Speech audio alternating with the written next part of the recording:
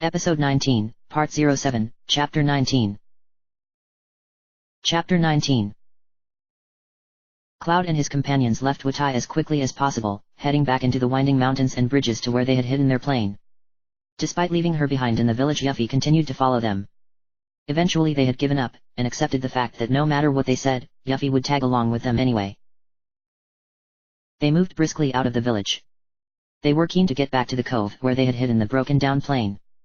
The Turks had already moved on, and that meant that if they didn't get a move on, they would fall further behind the Shinra. They desperately needed to catch up to the Shinra again if they were ever going to find out where the Temple of the Ancients was. They still had no idea where this elusive temple was. Even Eris, who was an ancient by birth, had no idea where it was. In fact, she had barely even heard of it, except maybe in passing tales told by her mother before her untimely death. All that seemed to exist of the temple were legends and rumors. But the Shinra seemed to believe it existed, so their one hope lied in following them. Yuffie did not stop talking even for a second as they entered the mountains, crossing the long wooden bridges towards the cove. She droned on and on about how she would have fought Corneo on her own, despite being tied up to the face of Dajao. The mountain of Dajao was fading fast behind them, fading quickly behind the setting sun, which was now beginning to slide fast across the horizon. It would surely be dark by the time they reached the cove. As she walked, Yuffie cradled her new weapon, a razor ring, since her old shuriken had broken during her fight with her father in the pagoda. The others had replaced some of their weapons as well, since the weapon store allowed them to purchase some new weapons once Yuffie was back in their time. Tifa had accessorized her fighting gloves by tipping the knuckles with hard-studded diamonds, perfect for delivering cutting blows. Barrett had been drawn to a chainsaw accessory for his gun arm, attaching it to the front just above the gun barrel.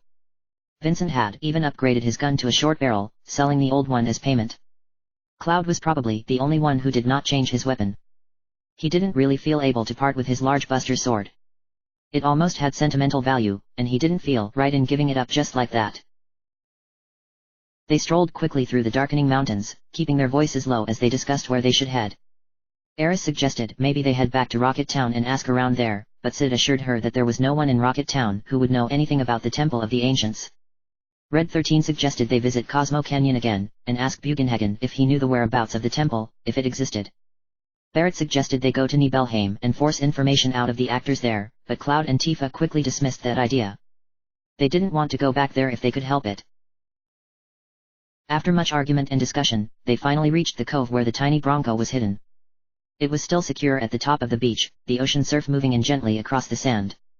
As they had predicted, it was almost completely dark, the mountains casting dark shadows across the beach. They could see the ocean and the lands ahead of them, but it was a strain. So they wasted no time pulling the plane back into the water, where they all climbed on and set off into the ocean. The sky became considerably darker as they set off on their little boat. The tiny Bronco hummed quietly in the water as they sailed away from the mountains, the propellers turning and throwing up bubbles of spray onto the group. As they reached the deeper parts of the ocean, they turned the engine onto full power, and sailed as quickly as they could across the ocean. They wanted to get to Cosmo Canyon before it was too dark for them to see where they were going. They had little hope of reaching Cosmo Canyon before nighttime really set in.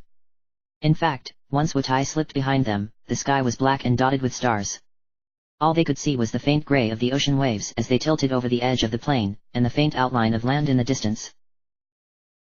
It took them an hour to reach the continent again, and another half an hour to reach the plain of rocks and grass where the mountains of Cosmo Canyon stood tall in the night.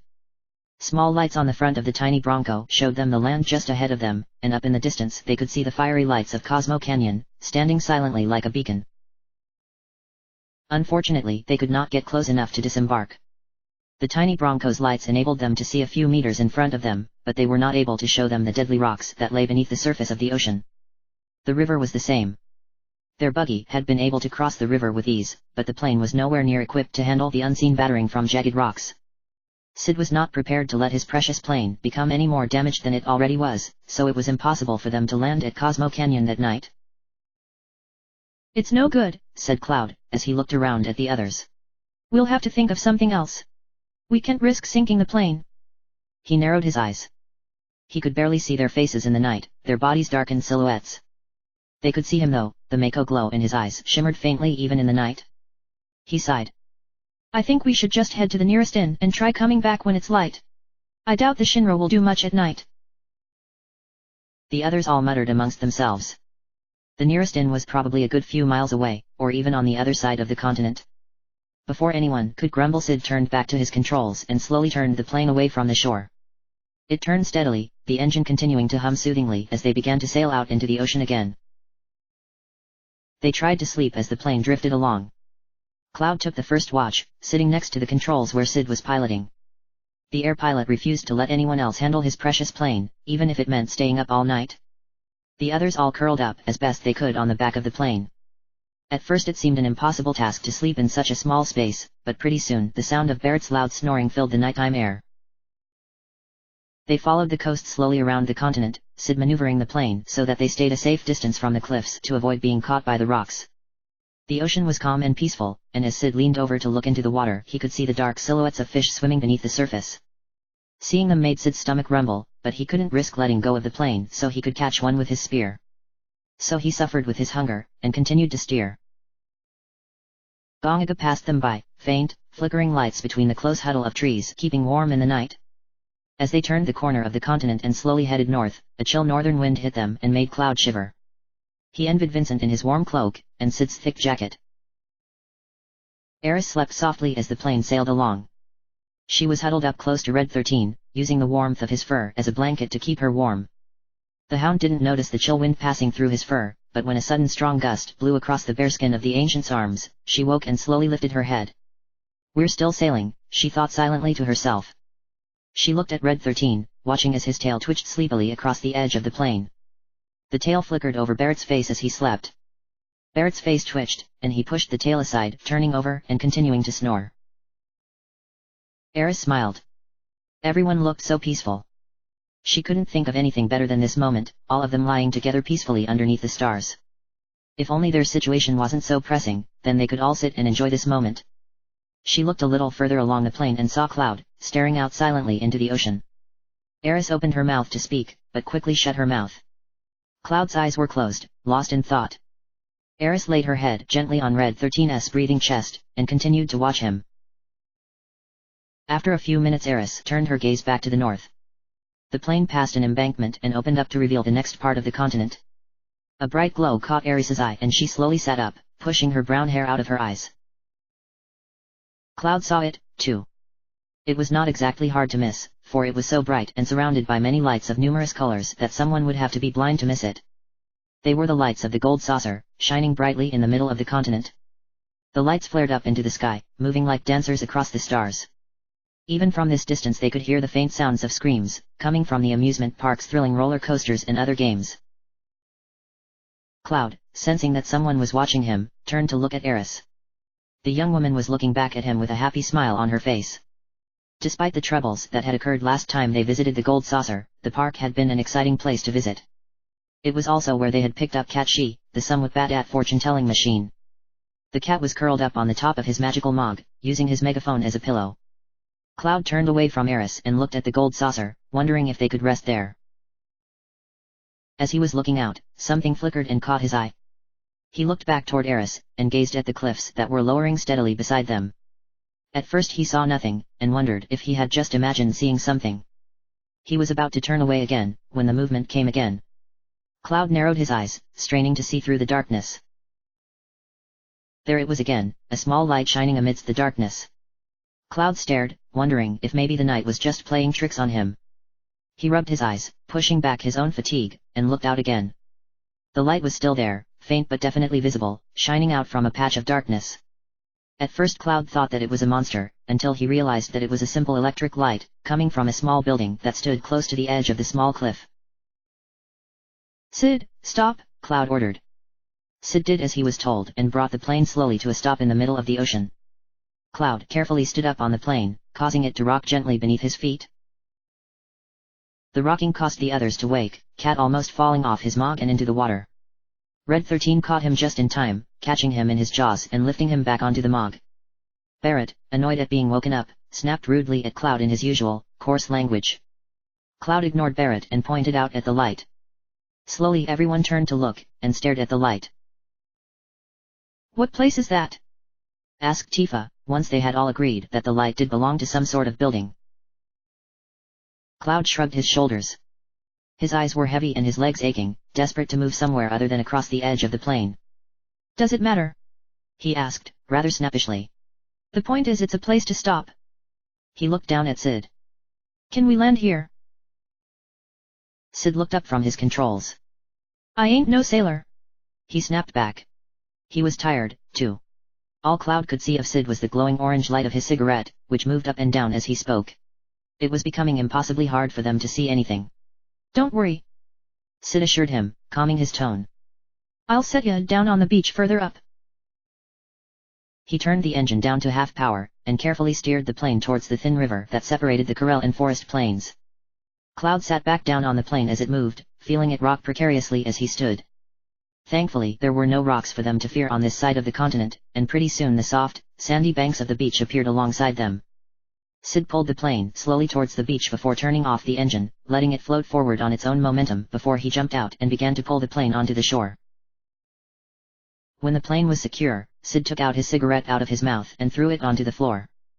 There ain't no need for all of us to go, he said, pulling his cigarette packet out from behind his goggles. I'm gonna stay here and look after the tiny Bronco. You investigate if you want. I'm gonna wait right here. If you are going, I will come with you, Red 13 said to Cloud. Cloud looked down at the hound, confused. In this darkness it would be quite easy to get lost, he explained. Not to mention that I can smell any monsters that come near. Cloud nodded in agreement. It was probably best that Red 13 traveled with them. In the darkness, where they could barely see the ground in front of them, they would probably end up walking straight off the edge of the cliffs without someone to guide them. Cloud didn't fancy falling to his death, fumbling around in the dark. He looked around at the others, waiting for another volunteer to come with him and Red 13. After a few seconds Tifa ran forward and stood by Cloud. With their small party set, Cloud, Red 13 and Tifa left the tiny Bronco behind and headed out towards the source of the light. The others, exhausted after a long day of hiking and fighting, clambered back onto the tiny Bronco to wait for their return. The hut was visible from where they had landed, no more than a 5-minute brisk walk in the darkness. They sat on the plane and peered out into the darkness, waiting for their friends to return.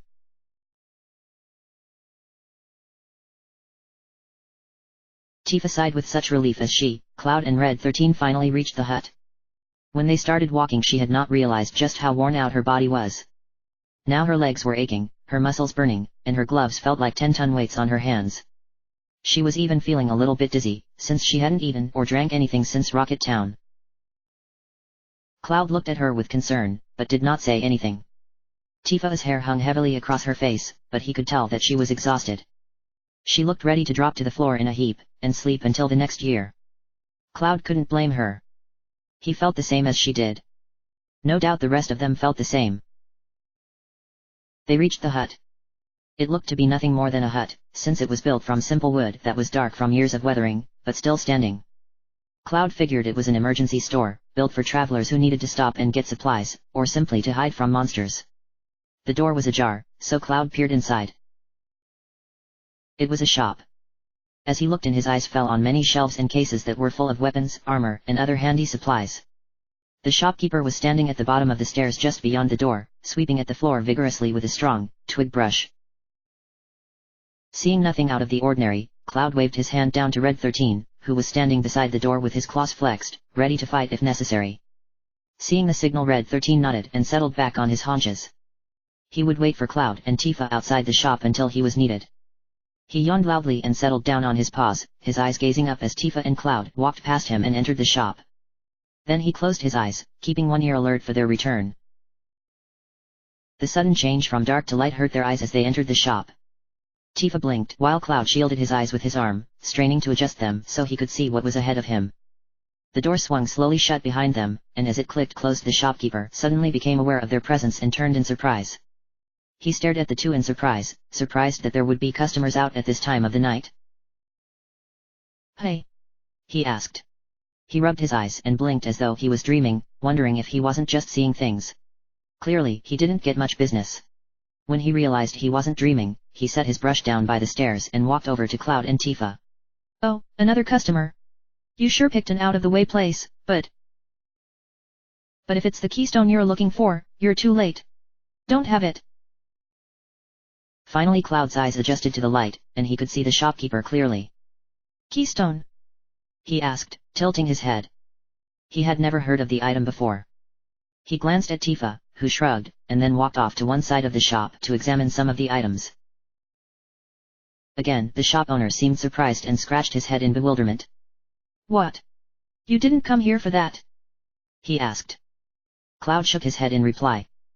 The shop owner tried to explain, keeping one eye on Tifa as she set about examining a pair of leather gloves at the back of the shop. The keystone is the key that unlocks the gate to a very old temple somewhere. You're not going to believe your ears, but I heard it was the temple of the ancients. That statement caught Cloud off guard, and he almost staggered back in shock. Tifa, also surprised to hear the mentioning of the temple, dropped the case she was holding onto the ground. It landed with a loud thud, but thankfully did not break. She blushed and picked up. The shop owner walked over to her and took the box from her, accepting Tifa's embarrassed apology for being so careless.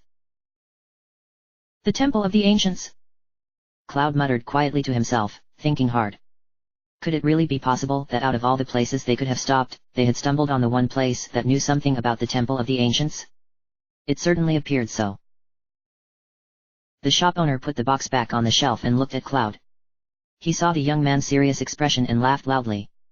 Don't take it seriously, he advised. It's just a legend. Cloud caught Tifa's gaze, and knew what she was thinking. The shop owner clearly didn't believe in the temple of the ancients, but he was beginning to think that it was more than just a legend. The Shinra were heading there, which meant that Sephiroth was heading there as well. Where is the keystone? He asked curiously. The shop owner seemed to hesitate for a second, an anxious look in his eyes. I sold it already, he replied finally. He scratched the back of his head, and looked rather sheepishly at Cloud. Yeah, well, to tell the truth, I didn't want to sell it, but that guy had a way about him that made you feel like it may not be a good idea not to sell it to him. Hearing that, Cloud's first thought was that he was talking about Sephiroth. He quickly changed his mind, because he realized that Sephiroth was not the type of person to wait to be sold an item that he wanted. Especially if it was something as obviously important as the keystone. No, Sephiroth would simply have killed the shop owner the moment he entered the shop, and then, with the owner lying in a pool of his own blood, Sephiroth would have taken the keystone for his own. Looking at Tifa again, he saw her mouth the word Shinra silently. Cloud shook his head.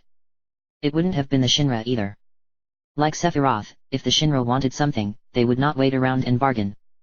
They would take it, by force if necessary. Just as Palmer was prepared to steal the tiny Bronco if Sid did not give it up willingly to the Shinra.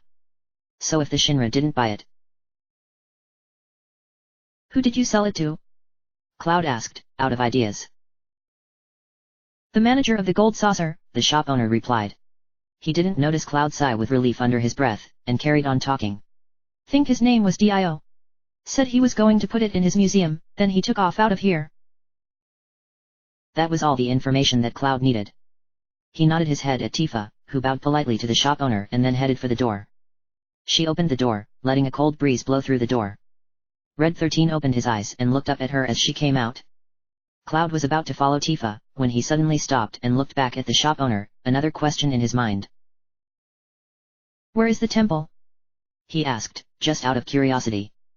He didn't really expect an answer, but it didn't hurt just to ask. As Cloud expected, the shop owner rolled his eyes at Cloud. Come on. It's only a legend, he insisted. He found it hard to believe that Cloud was taking the legend so seriously, since half the time legends turned out not to be true. But if it were true, that sure would be something, hey? Now that you mention it, I have heard of something called ultimate destruction magic that was supposed to be hidden somewhere in the temple of the ancients.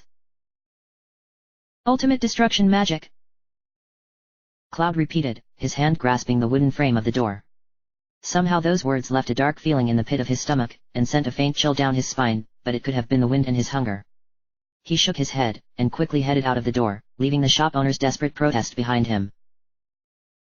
Come on. I told you not to take it seriously.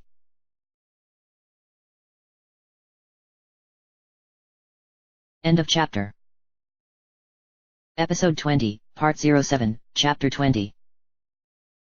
Chapter 20. It was very strange, sitting in the air cab, watching the ground pass by far beneath them. When they last used the air cab they had been a party of 6. Now they were a party of 9, and it was a bit of a squash fitting everyone into the cab. Somehow they had managed it, and now they were traveling briskly through the air towards the gold saucer once again. It felt like such a long time since they had first come across the amusement park. In truth, it hadn't been more than a few days since they had encountered the park, but with everything that had happened to them it felt much longer than that. A few days felt more like weeks, and months since they left Midgar. Like before, Eris and Tifa pressed themselves firmly against the windows of the cab and peered out at the ground rushing by slowly beneath them. The land looked very different at night. It appeared strange and mysterious, with an air of omniscience that left them feeling a little chilled. They blamed it on the fact that they couldn't see much of the ground in the shadows, and the desert was almost invisible. Around them the others all sat silently, waiting patiently for the air cab to arrive at the gold saucer. No one was particularly chatty. They were all feeling worn out, exhausted, and not in the mood for any talking. Even Yuffie had stopped her energetic talking, curled up on the seat with her knees at her chest, her head resting against Katshi's Mog body. Vincent was sat in the far corner of the cab, peering out of the window as they approached the gold saucer. The enigmatic man had not said a word from the moment they had stepped into the cab, taking his seat by the window before anyone could stop him. He had his arms folded, head low in thought, and his red eyes glancing at the lights sweeping across the gold saucer.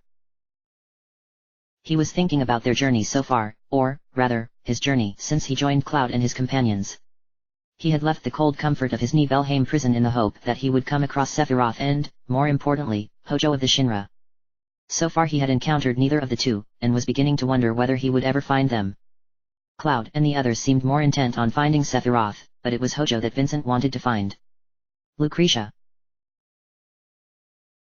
Vincent was broken from his thoughts when the air cab gave a sudden, soft jolt.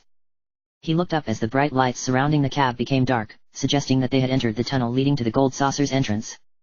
The cab shuddered again as it touched the ground, and the cables outside squeaked loudly as the cab slowed. Seconds later they were back in the light again, and the cab was now perfectly still.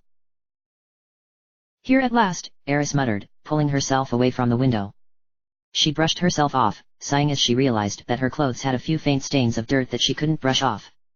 She then picked up her staff from the floor. It seemed much heavier in her tired hands, and she longed to put it down for good. They disembarked from the cab, Katshi first, and stepped into the gold saucer station.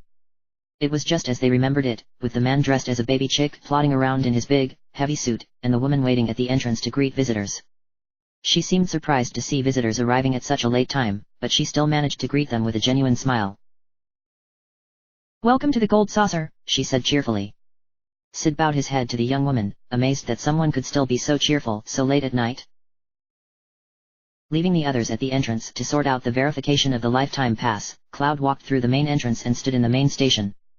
Even from down here he could still hear the music and cries of delight from the floors above. It reminded him of their first visit, when they entered the gold saucer for the first time. The last time they had ended up being arrested for the murder and assault on several gold saucer staff and customers. They hadn't been at fault, but still, memories like that were not the kind you expected to get from an amusement park. Cloud stopped in the middle of the station and looked up at the large virtual map on the wall. According to the map all the attractions were open, but there was no mention of a museum anywhere. Cloud gazed slowly over the map, trying to decide which place would be a most likely spot for Dio to hold his museum. "The battle square is the most likely place to look."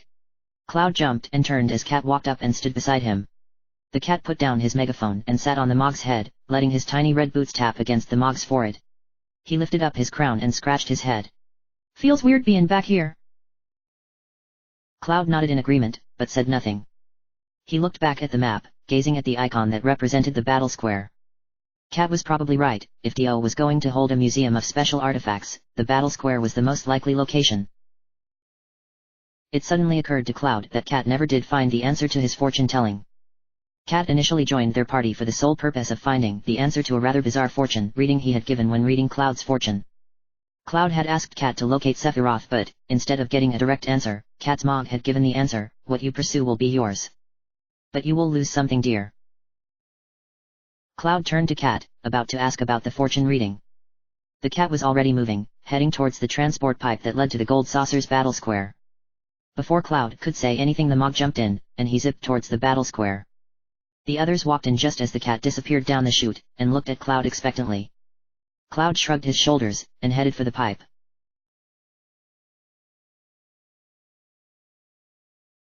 As Cat had told them, Dio held his museum in the battle square. It was no surprise really, considering what he kept in his collection. The group had missed the museum on their first visit, they had been too preoccupied trying not to get blamed for the horrific murders. The doors to the museum were always left open, allowing visitors to enter and admire Dio's collection. Dio's collection was truly a sight to see. He had a vast collection of trinkets from various places, most of which they had never seen before. There were goblets and giant clocks, spears, and a mask known as Chiss's mask, and even a portrait of Dio himself at the back of the room. It reminded them a little of Yuffie's basement and her family's collection of shurikens and other such items. This collection, however, was more varied and much tidier, and it was clear from the shine in the metal that Dio took great care in keeping his collection spick and span. The keystone was at the far end of the museum. It had been placed on an altar at the end of the room, and kept on a velvet cushion inside a protective glass case. It was visible for all to see. It didn't look particularly fancy, but the peculiar markings that covered its surface told them that it was no ordinary item, and left no doubt in their minds that it was the keystone. Cloud stepped up to the case, forced to stop by a red cord that stopped everyone from getting too close to any of the items. He peered inside. "It's the keystone," he confirmed, reading a small piece of card in front of the keystone. Everyone crowded around him to look. They were all so absorbed in staring at the peculiar keystone that they never heard Dio enter the museum and stand behind them. He had come to close the museum for the night, as well as to admire his collection one more time before he turned in. When he saw Cloud and the others there he smiled, recognizing Cloud, and walked up behind them.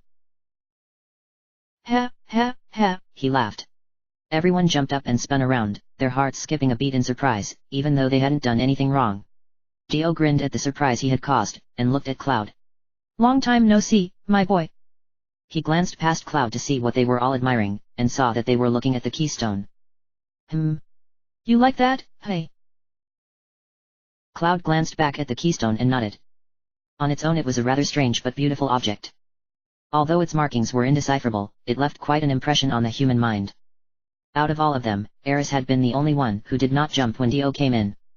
She was too transfixed looking at the keystone, her green eyes wide as she gazed upon it. Cloud glanced at her for a second, before pointing to the keystone. "Can you let me borrow this?" he asked. Dio laughed again. "Ha, ha, ha. Sorry, but it's not for rent," he said, his laughter fading and his voice sounding rather firm. He saw the disappointed look in Cloud's eyes and folded his eyes, thinking. An idea suddenly came to him and he smiled. He said, looking at Cloud. "Since you've been good to me in the past, I'll let you have it on one condition." Cloud raised an eyebrow. "One condition?" "Ha, ha, ha," Dio laughed, nodding his head. He slapped his large hand against his bare chest, creating a loud echo around the museum hall. Then he pointed at Cloud firmly with his forefinger. "Entertain me." Cloud glanced at the others. They nodded. "What did you want me to do?" he asked. Dio's eyes lit up in delight, and he rubbed his hands together gleefully. "Hoo boy. Ha, ha, ha." The look in his eyes made Cloud a little worried, wondering what he had just signed up for. Seeing the anxious gaze, Dio shook his head. "It's not something that's really difficult," he assured the young man. "This is the battle arena. Show me your fighting skills. Just you, my boy." He put his large hand on Cloud's shoulder and looked firmly into his eyes. "I'm expecting a good fight."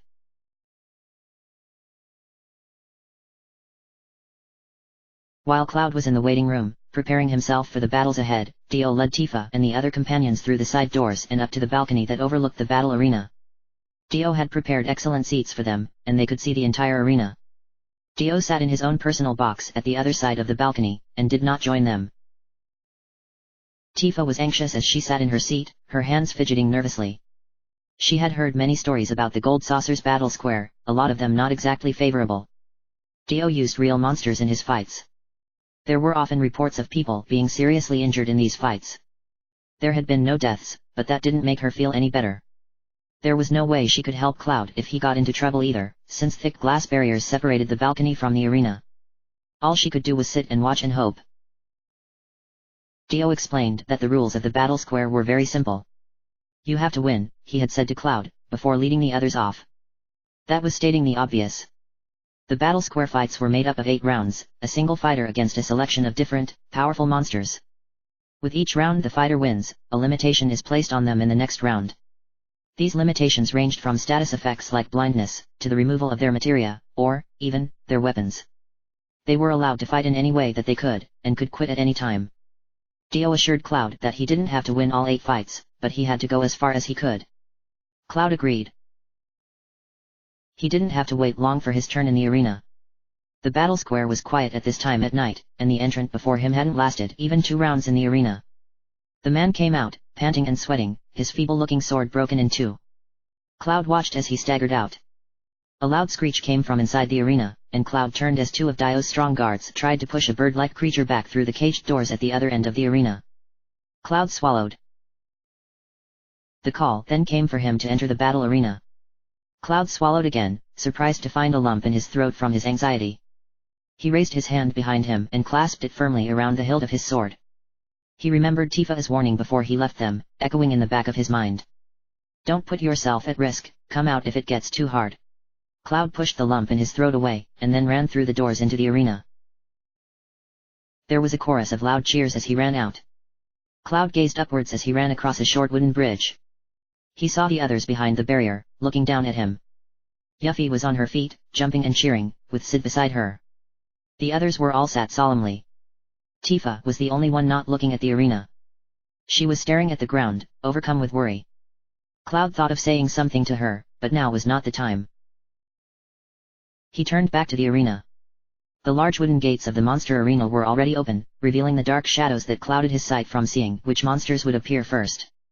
He soon saw darkened figures begin to emerge from the shadows inside the gate, and he drew his sword and held it ready. He tried to drown out the noise of the small crowd watching him up in the gallery. He needed to focus all his attention on the monsters that came out of the doors. The first monsters stepped out of the doorway and into the light of the arena. Cloud recognized them instantly as dual horns, muscular beasts like oversized bulls with the faces of hounds. They ran on all fours, with swollen muscles underneath their furry skin. Their mouths were large and always open, revealing the strong set of teeth they used to bite their enemies.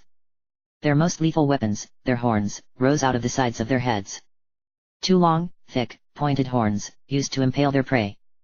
There were 2 dual horns here, and Cloud had to kill them both. Up in the gallery Cloud heard Tifa gasp. The 2 beasts stomped out of the doors and onto the wooden arena floor. The floor shook with each step they took. Cloud readied his sword, his blue eyes fixed on the 2 monsters. One of the dual horns looked at him, glancing at him through tiny eyes barely visible through the muscles of its face.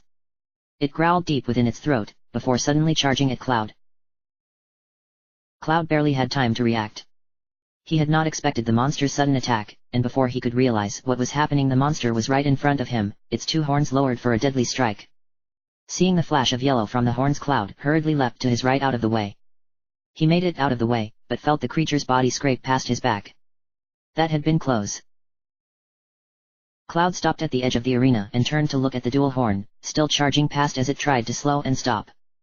It let out a grunt of anger as it realized it had not struck its prey, but it could not turn and attack again until it had stopped, the size of the arena preventing it from running around. Cloud sighed briefly. He heard a second, louder grunt come from right behind him, and Cloud spun around. The second dual horn was standing right behind him. Swiftly Cloud jumped up into the air, narrowly missing the monster's sharp horns as they were thrust forward where he stood. Cloud landed on the monster's head, but did not remain there for long. He leapt up into the air again, throwing his buster blade ahead of him, before twisting his body around so that he was flying backwards through the air, facing the dual horn's back. There was a gasp from the crowd. Sighting the monster ahead of him, Cloud quickly thrust his right arm out in front of him, using his left hand to keep it steady. As he began to fall towards the ground, his right hand began to glow a deep, fiery red, as the fire materia he had borrowed from Tifa glowed brightly in his armlet. Sparks of red and orange flame began to swirl like mist around his hand. Then, with a gust of hot wind, the fire power shot out from the mist in the form of 5 red fireballs towards the dual horn's back. The fireballs struck before the dual horn could realize that Cloud was gone. They struck its back, one by one. The monster lifted its head and gave out an almighty cry of pain and anguish as the intense heat of the flames burnt through the flesh of its back. 3 of the fireballs hit its back, and the last 2 struck its hind legs as it tried to run forward. It crumpled onto the floor, roaring in anguish. Cloud landed on the ground, raising his hand to catch his blade as it came flying down from above him. He stopped to look at the monster, lying on its stomach, claws digging into the wood, pathetically trying to crawl on its 2 front legs. Flames licked steadily across the back of the monster's body. Cloud felt sorry for it. Making up his mind, Cloud ran forward with his blade raised towards the monster. As he neared, he swung it in front of him, thrusting the wide blade forward with all his might, and the monster was silenced forever. Cloud withdrew his sword, the blade stained black with the monster's blood. There was no need for it to suffer. As he withdrew the blade, there was a loud cheer of excitement from the crowd above. Before Cloud could look up, the first dual horn was charging towards him, and he turned to strike. The crowd gave another gasp as Cloud's blade connected with the sharp horns of the dual horn. They had watched a number of people fight in the battle arena, most of them amateurs wanting to show off. This was the first fight they had seen where the fighter was a skilled professional, and made them sit on the edge of their seats. Eris was silent as she watched the battle, her stomach turning in disgust. She thought it absolutely terrible that Dio would bring live monsters into the arena and have them fight for other people's pleasure. When the other people had cheered at the dual horn's death, she had felt sorrow, feeling its life being snuffed out. She was happy that Cloud had been merciful, giving it a swift end instead of letting the flames consume it. She had no doubt that Cloud also hated this pointless slaughter, but he had to go through with it if they were going to get the keystone. So she swallowed hard and closed her eyes, wishing the battles would end quickly. The crowd cheered again as Cloud dealt the killing blow to the remaining dual horn, his blade piercing the thick flesh of its chest and going straight through to its heart. The monster slumped forward, and Cloud had to quickly withdraw his blade. He stepped back away from the dead monster, glad that it was over and he could progress to the next round. While the bodies of the two dead dual horns were removed, much to Eris's relief, Cloud walked over to one side of the arena. There was a small slot machine embedded in the wall that Dio informed him would assign his handicap for the second round. Dio had also warned that the handicaps would be either damaging or favorable depending on the result. Cloud held his breath and pulled the lever. The first slot began to spin round rapidly, so fast that Cloud was unable to see the options spin by. As he watched, the slot began to slow down, and Cloud held his breath as he waited to see the result. Eventually the slot stopped, and Cloud opened his eyes. The slot had stopped, and written on the panel in front of him was the word cure. A small hatch opened up in the side of the wall and a faint green mist swept out. Cloud closed his eyes and sighed with relief as a cooling wave washed over him. He felt the fatigue of lack of sleep, hunger, and exhaustion get pushed back, and his body felt temporarily refreshed as it would after a good night's rest. The mist swept around him and then faded, and Cloud turned back to the arena to see his next opponent. Cloud watched as they were hauled out, kept still by thick metal chains to keep them from flying off until it was time.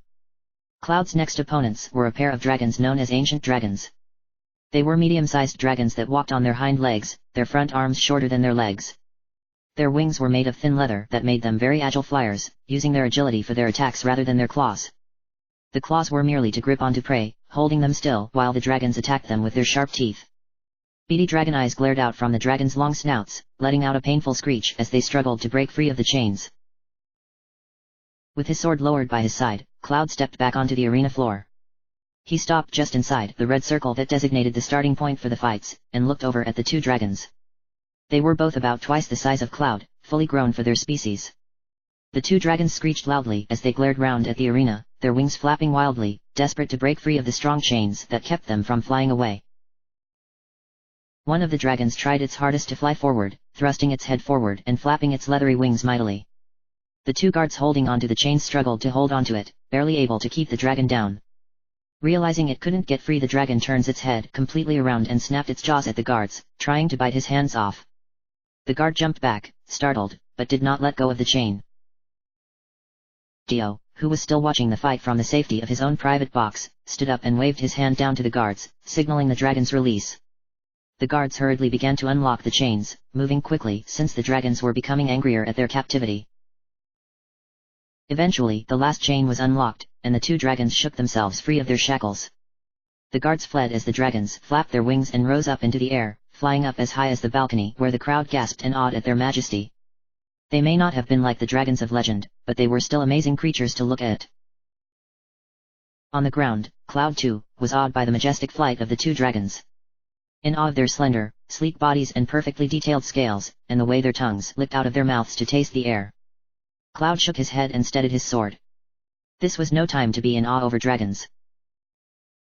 He pulled himself together just in time too, for as the two doors of the monster arena slammed shut, the two dragons both turned in the air and began to dive down, heading straight for Cloud. End of chapter. Episode 21, Part 07, Chapter 21. Chapter 21. The two dragons dropped from the sky, one after the other, folding their wings by their sides to give them more speed. Horrific screeches of delight escaped their throats, their eyes bright in their desire to kill. As they screeched they opened their jaws wide, their teeth glinting like sparkling razors in the artificial light of the arena. Through their dim vision that was their only weakness, they could see the darkened, blurred shape of the human that was their prey. The lead dragon reached the human first. The monster, seeing its prey get closer, drew back its head, preparing to thrust it forward in a quick and deadly assault. It neared. When the monster was close enough it thrust its head forward and snapped its jaws with all its might. It longed to savor the taste of living flesh in its mouth, the sweet taste of fresh blood trickling down its throat. But the human saw the dragon approaching and was prepared for its attack. One of the many strange balls attached to his armor and weaponry was glowing faintly, its energy steadily building up. When the dragon lunged for him, the human quickly jumped up into the air. He missed the lethal snap of the jaws and sailed harmlessly over the creature's back. The dragon, realizing its prey had escaped him, screeched and pulled its body upwards, swerving away from the floor to avoid crashing into the floor of the arena. The human had proved to be a tougher opponent than the dragons had first anticipated. The more intelligent predators of the monster world, the dragons had judged the human to be an easy target for them. But the marks of that miscalculation were evident on their bodies, deep bleeding scars on their wings and snouts, oozing layers of thick, black blood across their skin. The human was formidable, that was certain. Cloud turned his attention to the second dragon. It was approaching him fast. Its jaws were open so wide that Cloud could see right down into its throat, the hungry red flesh that longed to taste his blood and flesh sliding down its throat. Cloud drew his sword back, the blade beginning to flicker in electric light. When it was ready, Cloud swung his blade forward. The sword missed the dragon by a mile, but the built-up electricity fired from the blade in a single ball of electric light. The dragon only realized what was happening when the ball flew straight into its open mouth. The dragon drew back, shrieking piercingly as the electricity licked the inside of its mouth. The sparks crackled across its teeth and pained its soft flesh. Instead of human blood trickling down its throat, its own blood flowed freely inside its mouth. Its body writhed and shuddered in agony, convulsing as the electricity traveled further into its body. As the sparks reached its heart, the dragon gave one last dying screech and began to fall. A cheer erupted from the crowd above. Yuffie was out of her chair, jumping up and down and cheering in delight at the thrill of the battle. She yelled at Cloud, but he couldn't hear her above the cheering. The crowd had doubled in size since the start of the battle, the crowd drawn to the battle arena after hearing of a spectacular battle going on. Most of the seats were filled now, filled with awestruck spectators. Cloud reached the arena wall as the dragon crashed onto the floor. A pole stuck out of the side of the wall, and Cloud quickly grabbed onto it to stop him falling. Steadying himself on its thin surface, his eyes scanned the arena, searching for the remaining dragon. Above you, Cloud. Cloud looked up at the sound of Tifa's yell. The dragon was above him, diving down from the ceiling at tremendous speed. There was not enough time for him to use the lightning materia. The dragon was much too close. Instead Cloud leapt from the bar towards the ground. He jumped just in time. A split second after he leapt from the wall, the dragon landed right where he had been standing. The dragon had reared its body back at the last second, bring its claws forward to catch Cloud and hold him still. But Cloud had escaped from its grasp, instead digging into cold metal and solid rock. The dragon tightened its claws furiously, before it too pushed itself away from the wall and continued to dive after Cloud. Cloud landed on the arena floor, not noticing that the dragon had landed right behind him. Before Cloud could even think about turning or moving, the dragon shoved him in the middle of his back with his snout. Losing his balance, Cloud toppled over and tumbled onto the floor. His sword clanked onto the floor beside him. A sharp pain struck his leg and Cloud cried out. A dark shadow fell over him. In its moment of triumph, the dragon lifted its head and roared gloriously to the crowd. The piercing levels of its screech made the glass barriers of the balcony shudder violently, so much so that Dio feared they would shatter. It was piercing, even to the crowd, who covered their ears and winced at the sound. The dragon ended its roar and lowered its head, its narrow eyes falling upon Cloud. Glancing over his shoulder, Cloud saw the dragon standing over him. Its right foot was on the back of his lower leg, the sharp claws cutting through the fabric of his trousers and into his skin. He could feel its breath hot and thick with the stench of dead flesh brush against his skin. Cloud slowly moved his hand towards the handle of his sword, just within arm's reach. The dragon lunged. Cloud swiped his sword. Eris leapt from her seat. Silence fell upon the arena. There was not a single sound, not a breath, not a cough, not even a blink. Not even Yuffie, standing on her chair with her shuriken cradled loosely in her arms, made a sound. Eris was pressed against the glass, her palms spread across them, her eyes wide as she gazed into the arena. Tifa let out a small gasp.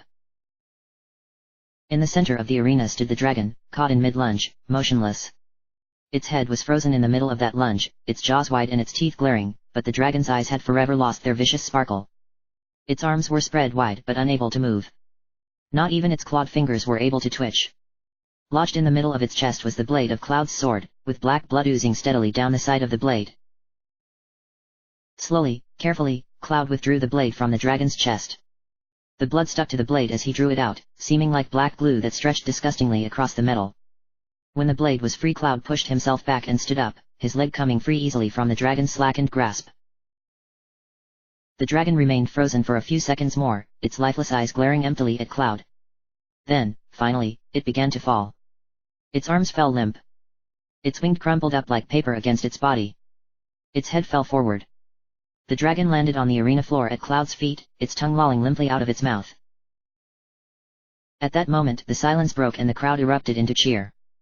Barrett was out of his seat now, jumping up and cheering along with Yuffie and Sid. Red 13 nodded his head slowly, impressed by the battle. Tifa, clapping gently, turned to look at Cat She. She was surprised to find that the cat was no longer sat beside her, and the balcony door was open. As the bodies of the two dragons were removed from the arena, Eris sank back into her seat, her head low. Through the thick folds of her fringe she peered down at Cloud.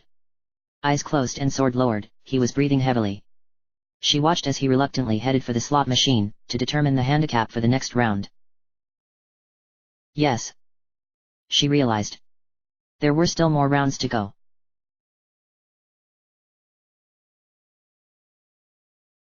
By the time the sixth round came to an end, Cloud's body was broken with exhaustion. The muscles of his arms and legs burned terribly. His lungs ached so much that it hurt to even breathe. His sword was so heavy in his hands that it was almost impossible to lift. He held it weakly in trembling hands, using all of his strength just to still the shaking. He had had enough. He couldn't go on anymore, not right then. The far doors opened and the men began to drag away the body of the giant bird beast he had just killed. Cloud turned his head and looked up at Dio, his eyes saying the words that he just could not form in his mouth right then. Dio nodded, understanding the look in the young man's eyes, and rose to his feet. He waved one large, muscle-bound hand at the men below. They nodded back and bowed slightly. The fight was officially over. Cloud retreated from the scorching arena, slipping back into the cool air of the waiting room. The doors shut loudly behind him, cutting off the ecstatic cheers of the crowd. Once he was alone, he let himself fall back against the doors and slid slowly to the ground. Sweat dripped profusely down his cheeks. His hands itched underneath his gloves, so he pulled them off and rubbed his hands across his face. Cloud sat in the silence of the waiting room a few minutes more, waiting for the crowds outside to disperse. After those few minutes his breathing had returned to normal, and the beating of his heart had slowed back into its normal rhythm. He had closed his eyes, letting his head roll back against the cold door, gazing into the darkness. He almost fell asleep, to his surprise, until he remembered that the others would be waiting for him outside, eager to claim their prize. Reluctantly Cloud climbed to his feet. He groaned as he moved, feeling the muscles of his thighs ache and burn with fatigue. Those were going to be painful in the morning. He pushed the pain of his aching muscles aside for the moment and headed towards the door, where the others would be waiting for him. He saw his companions immediately. They were gathered together outside the entrance of Dio's museum, chatting loudly about the fights. Cat was back with them now, and had said nothing about his sudden disappearance. When they saw Cloud come out of the doors they ran over to him. Cloud accepted their congratulations with a smile, hoping that the weariness he felt inside wasn't showing on his face. The string of cheers and congratulations was broken when a large, firm hand gripped Cloud's shoulder. Cloud winced, since the hand had gripped a rather painful bruise that he had picked up during the fights, hidden underneath his shirt. He turned his head and saw Dio standing beside him, a large smile on his deeply tanned face. The man then motioned to the museum, and Cloud and the others followed him through. They gathered inside the museum again. They watched Dio as he went to the back of the museum, walked over the red cord, and carefully lifted the glass case off the altar. He lifted the keystone from its velvet cushion and walked back to them. He stopped in front of Cloud. You did pretty well, young man. Dio said proudly, patting Cloud on the shoulder again and making him flinch. Good, it's a promise, so go ahead and take it. I'll give this to you, too. Dio dropped the keystone into Cloud's hands. Cloud looked down at it. It was much lighter than he had expected, weighing almost the same as a ball of their materia. It was very smooth to the touch, and also incredibly cold. Whatever extraordinary powers the keystone held must be buried deep within its surface, within the strange markings that covered its surface. He looked up to see Dio handing a very odd-looking jacket to Sid. It was more of a vest rather than a jacket, and was made of very small, interlocking circlets of metal to create a firm but flexible shield. This also was extremely light, much to Sid's surprise. Now that all the gifts had been given out, Dio looked around at the group gathered around him. He smiled. Well then, he said cheerfully, bringing their attention back to him. We shall meet again. Ha, ha, ha. Dio then turned and walked out of the museum, chuckling as he walked out of the door. When he was gone, the companions gathered around Cloud to examine the keystone. All except Sid, who was still staring in bewilderment at the metal vest he was holding in his hands. So this is the keystone, said Red 12, leaning in to sniff the stone in Cloud's palms. It did not carry any kind of magical smell, not one that Red 13 recognized. It smelled like a rock, but it also carried a deep smell of something he could not identify. Looks like it, said Barrett. Vincent crossed his arms and closed his red eyes. I would advise that we take it away from here as quickly as possible. When the others turned to look at him, he said, If this is the key to unlocking the Temple of the Ancients, then the Shinra will also be looking for it. If they discover that it is here. He let the sentence hang. Everyone's eyes turned to the keystone. Vincent was right. It was too dangerous to keep the keystone here. The Shinra would be hunting for it. On top of that, Cloud remembered, there were suspicions of a traitor amongst them. Cloud shook his head gently. He did not want to think of there being a traitor in the group. Hurling accusations at one another would destroy their group. He couldn't risk that.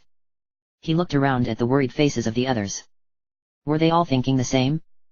While they were watching, Cloud slipped the keystone into his pocket, ensuring that everyone watched him do it. Let's go. They left the battle square, which was empty now that the crowds had gone. The only people who stayed behind were the desk staff, who had gone back to looking bored now that all the excitement had gone. They waved farewell as the group left. They walked down the long set of stairs leading to the airlifts, talking about where they should go. It was beginning to get very late indeed, and no one fancied spending the night on the plane. Red 13 suggested they go to Costa del Sol. It was the closest town with a welcoming inn, since they highly doubted the people of North Corel would welcome them. So it was decided. They would use the plane to travel along the coast to the beaches of Costa del Solution. They would spend the night in the inn there, and when morning rose they would begin looking for the Temple of the Ancients. The companions emerged from the airlifts, landing one after another in Gold Saucer Station. The station was empty, but to their relief the doors were still open. The Gold Saucer never closed, officially, yet they often closed their gates at a certain time for safety. The others followed Cloud as he walked through the doors, apart from Cat. He stayed behind a brief moment to readjust something on his Mog. The air cab was still there, standing exactly where they had left it. It stood silently on the tracks, shadowed slightly by the gaping mouth of the Mog tunnel. Inside, the shadows of numerous people could be seen moving around, illuminated by the electric lights that occasionally flickered on and off. Cloud glanced at it, but didn't think anything of it at the time. The woman was still there. She held a clipboard in her hand now, and was hurriedly looking over notes that she had scribbled down roughly in pencil. She chewed the end of the pencil, concerned. When she heard Cloud and the others move towards her, she turned and ran over to them. Her face was creased with worry now, and she could no longer manage her smile. Excuse me, sir. Her voice sounded tired and strained as she spoke. Her hair was now a mess underneath the hat, and the end of the pencil had been chewed to ribbons. The tram is out of order right now. Maybe it was just the growing fatigue that was clouding Cloud's brain, but at first he could not comprehend what the woman was saying. He looked at the air cab, then at the woman, then at the air cab, and then at her. So? He said. I'm really sorry. The woman exclaimed. She bowed down at him, moving so suddenly that her hat nearly fell off her head. She spoke while she bowed. I'm afraid you won't be able to leave until it's fully repaired. Cloud sighed, shaking his head in exasperation. He ran his hand firmly through his blonde hair. He tugged gently on the longer spikes that fell around his cheeks, trying to push back the gnawing headache that was beginning to grow as the night wore on. He turned to face the others, and saw that they all looked the same. Weary. Cloud shrugged. Clearly they were not leaving the gold saucer that night. What's wrong? Piped a voice, the only cheerful voice, from behind them. The others all turned to see Cat Shi bounding happily out of the door towards them. He stopped as he saw their tired, weary faces, surprised at the sudden change. Then Cat spotted the air cab. He understood immediately. Cloud could have sworn that, for a moment, a smile flickered on the cat's face. But then again, that was probably the exhaustion playing tricks on him. Either way, it didn't really matter. They were all stuck in the gold saucer. Too bad, the cat said finally. He walked the mug forward so that he stood beside the group. It happens, though. I know. Let's stay at the hotel. They know me here. I'll go talk to them. Before anyone could stop him, he jumped up, and bounded off through the doors and out of sight. Cloud sighed, wondering how Cat could still be so cheerful. Behind him, the woman bowed again. I will let you know once the repairs are completed, she said.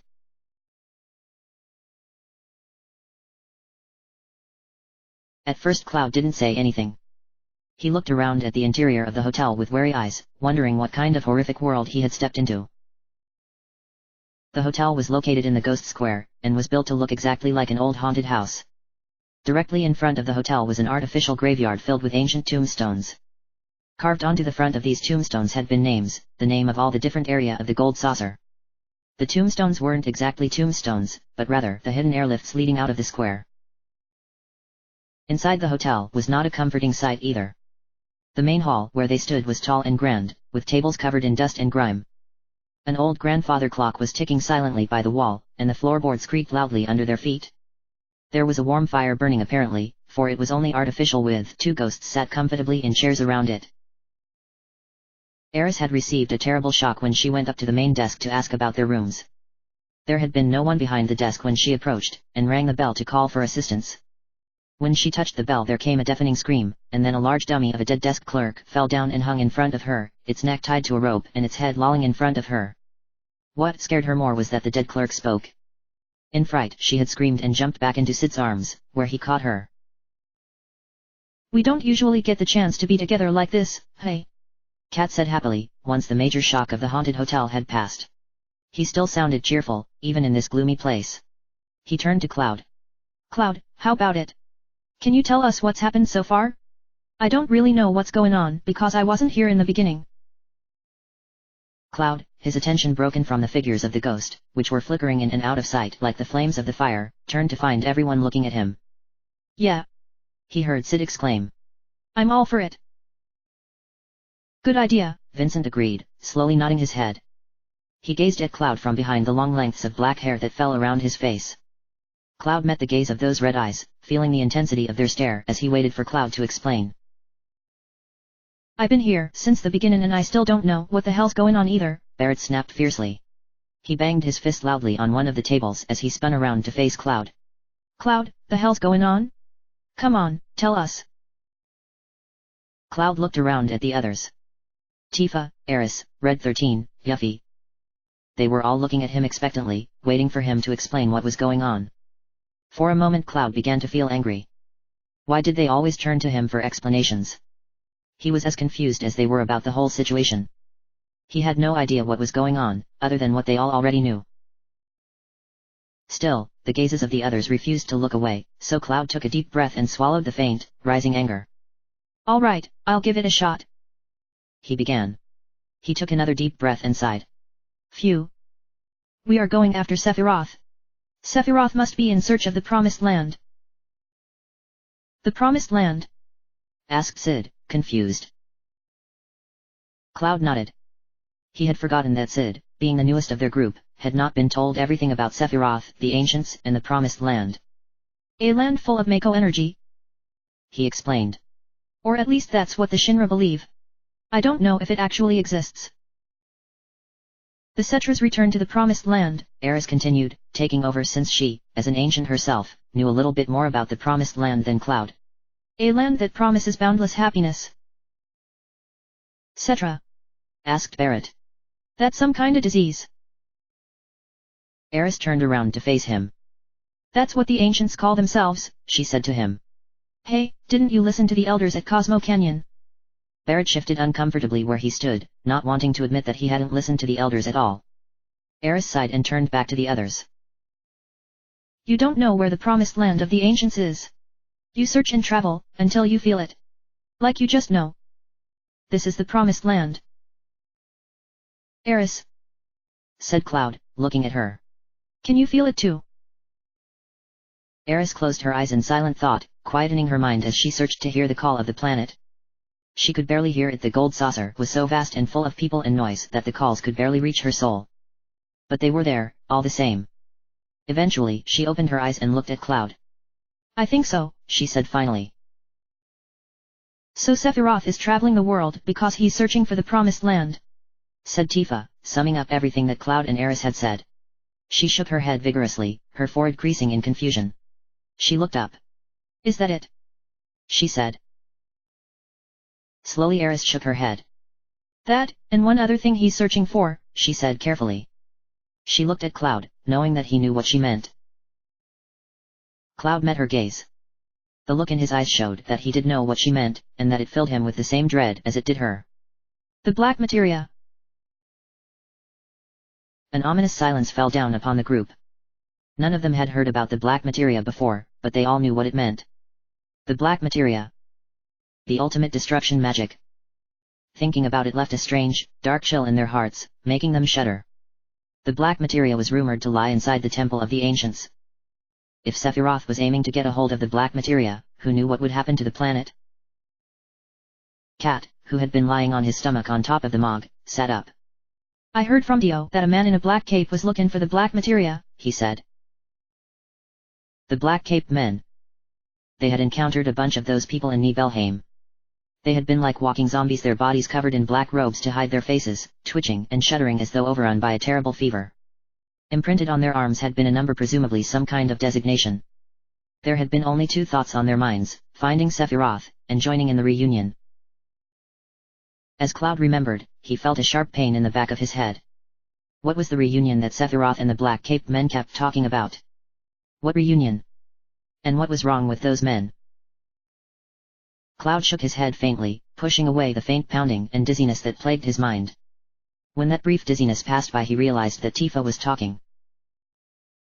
I don't even know what the black cape is. How many men with black capes and number tattoos are there? You know, of course. Red 13 answered hesitantly, his voice soft, almost to the point of a whisper. My tattoo is number 13. He nodded his head to the black tattoo burned onto his left shoulder, with the numerals 13, marking 13. Cloud lowered his hand from his head and looked over at the Hound. How did you get that tattoo?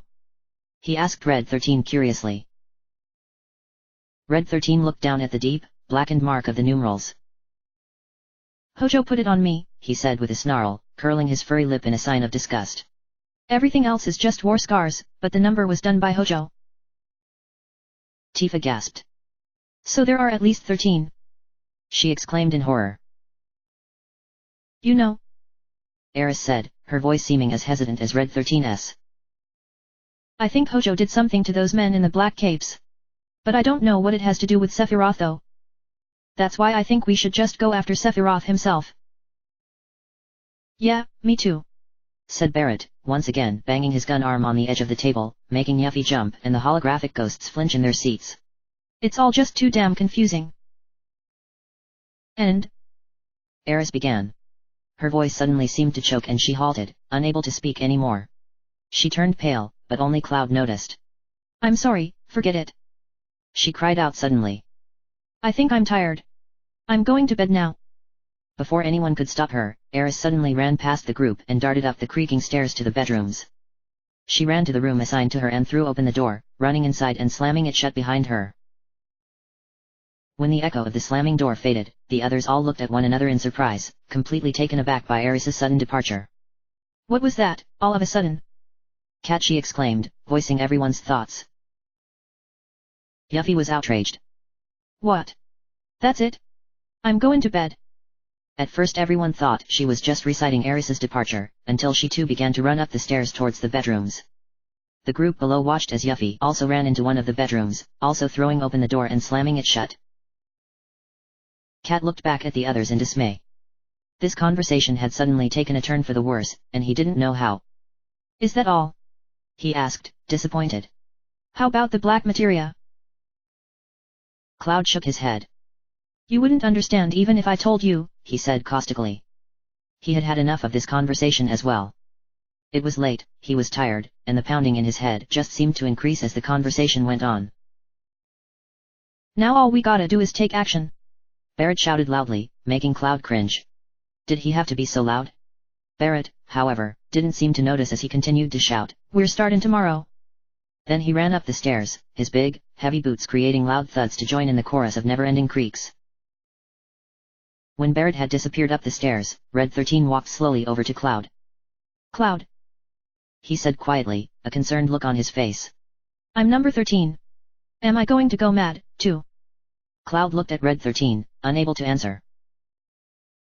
I don't know what Hojo did to you, but you've been alright so far, right? Said Tifa. But be strong, Tifa advised him. But, Tifa lost her temper. Stop it, Red 13. Be strong. Red 13 fell silent and shrank back, his eyes turning away to avoid Tifa's angry stare. Cloud stared at Tifa in surprise. He had never seen Tifa act like this before. She looked really angry with Red 13. This wasn't like her. Tifa? He asked. But Tifa didn't hear him. You're not the only one who's worried. At the other end of the room, Cat Shi rocked gently back and forth on top of his mog. I don't know what's going on, but we're in a bad situation. He muttered, mostly to himself. Seeing that the productiveness of the conversation was over, Vincent turned to Sid, who was sat behind him.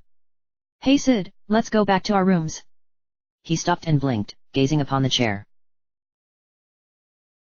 Zzz. Zzz.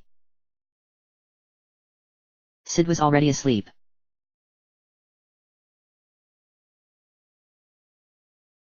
Cloud, throttling Emerald after all that time of waiting and writing, you didn't even include that one little bit you had planned to put in.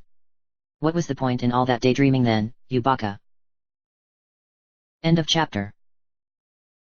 Episode 22, Part 07, Chapter 22. Chapter 22. 20 minutes after, when everyone had retired to their rooms, Cloud stood alone beside the window in his assigned bedroom. Despite his excessive weariness, he had found himself unable to sleep. Instead, he stayed close to the window, peering out through the dusty windows into the graveyard below. Despite the eerie setting, there were other things on Cloud's mind that were preventing him from sleeping. What troubled him the most was the growing urgency to find Sephiroth. It had been a long time since they had any sight of him since Nibelheim in fact. Who knew where Sephiroth was now? He knew where Sephiroth was going, the Temple of the Ancients. But for all Cloud knew, Sephiroth could already be there, waiting for them. He could already have the black materia. The black materia. That was another thing that was pressing on Cloud's mind. The black materia was the ultimate destruction magic, probably the most powerful material to exist on the planet. Did it truly exist, like the temple? What would happen if Sephiroth used it? Cloud shook his head.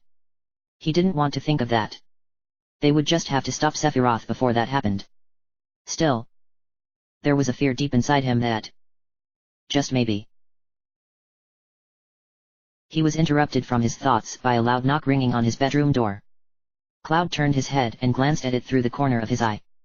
The oak door slowly creaked open, and Aeris's head peered round the corner. Her eyes met his and she smiled cheerfully, before stepping into the room and quietly swinging the door shut behind her. Then she walked towards Cloud, the smile still on her face. Seeing that strange, cheerful smile, Cloud stepped backwards warily. What was with that smile? What was she planning? Aeris, somewhat amused by Cloud's startled reaction, just grinned further. He. She giggled, never taking her eyes off him. Cloud stared at her in surprise. What was with this sudden change in demeanor? Not even half an hour ago the woman had surprised them all by suddenly departing for her bedroom. She had seemed upset then, but no one knew what it was that had upset her. Now here she was, laughing and smiling, as though nothing had happened. What's wrong? Cloud asked her. Maybe the smile was just a facade. The smile on Aris's face seemed to get wider. Her eyes were lit up like a child's, full of innocence and playfulness. Cloud stared. The last time he had seen her eyes light up like that was back in Midgar, when she had ran into the park in Sector 6. She had seemed so much like a child then, and her smile reminded him of that moment. Stopping in front of him, Aris clasped her hands behind her back. She leaned forward, lifting her head to gaze into Cloud's eyes. You want to go on a date? She asked him suddenly. Cloud blinked. What? A to T. Aris repeated loudly. Or haven't you ever gone on one? Cloud stared for a couple more seconds, before shaking his head. Don't take me for a fool, he snapped. Suddenly he stopped, as he realized just how snappy he had sounded. He hadn't intended to snap at her like that. He put his hand over his mouth and looked at Aris, wondering if he had offended her. But no, Aris continued to smile at him. Either she did not mind his harsh response, or she just expected it.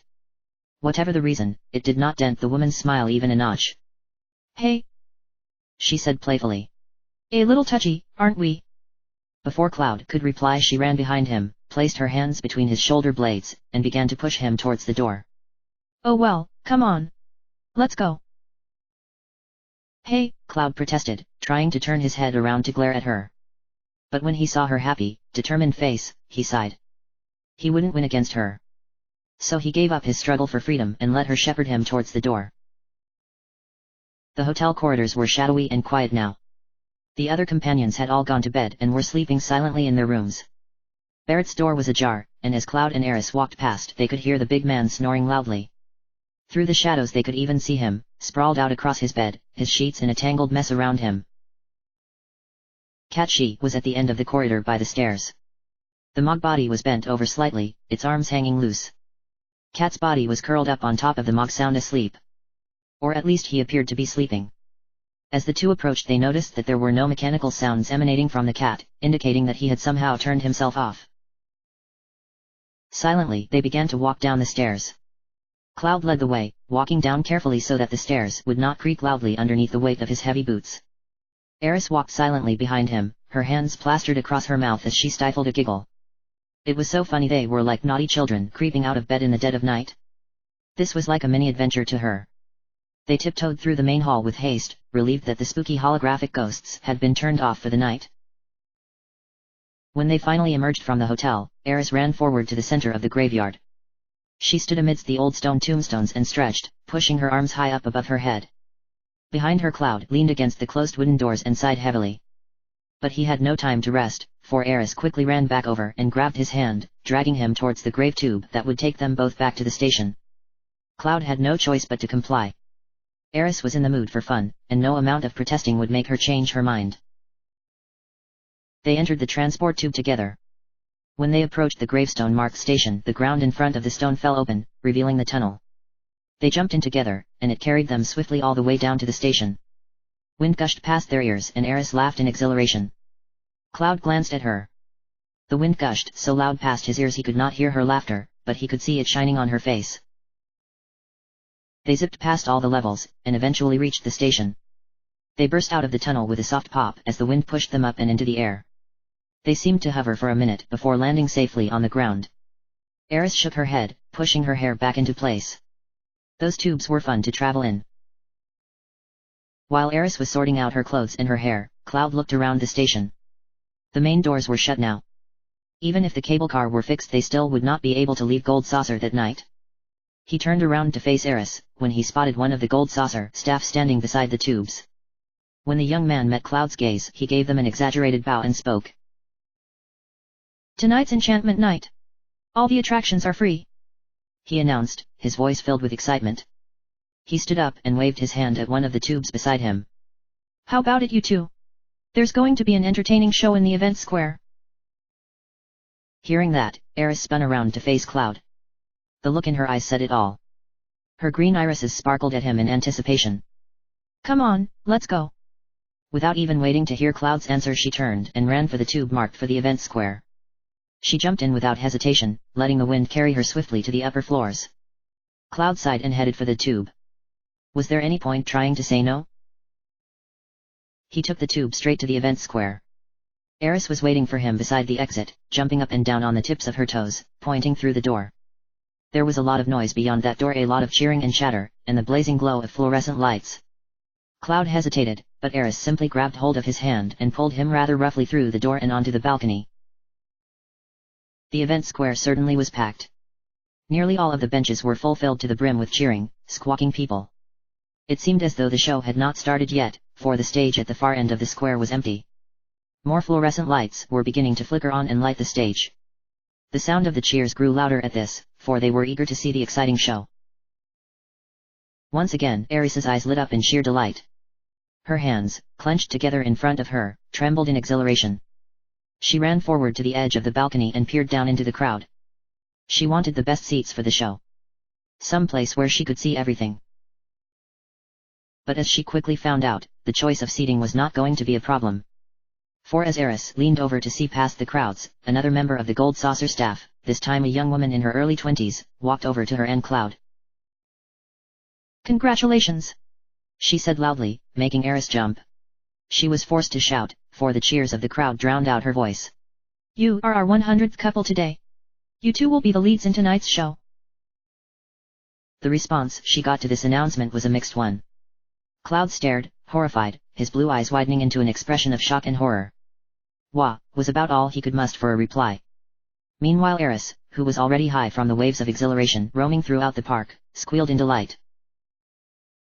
Seeing the horrified expression on Cloud's face, the woman quickly smiled and waved her hand calmly at him. "Oh, now, it's not hard," she assured him. "Just play it however you want to and the rest of the cast will cover for you."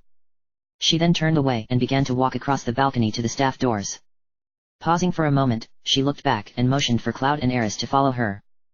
"Come this way." "Hey!" protested Cloud, but it was no use. The woman was already walking and the cheers of the crowd prevented his voice from reaching her. A hand patted his shoulder. Cloud turned around to see Eris standing beside him. She gave him a reassuring smile and nodded in the direction the woman was walking.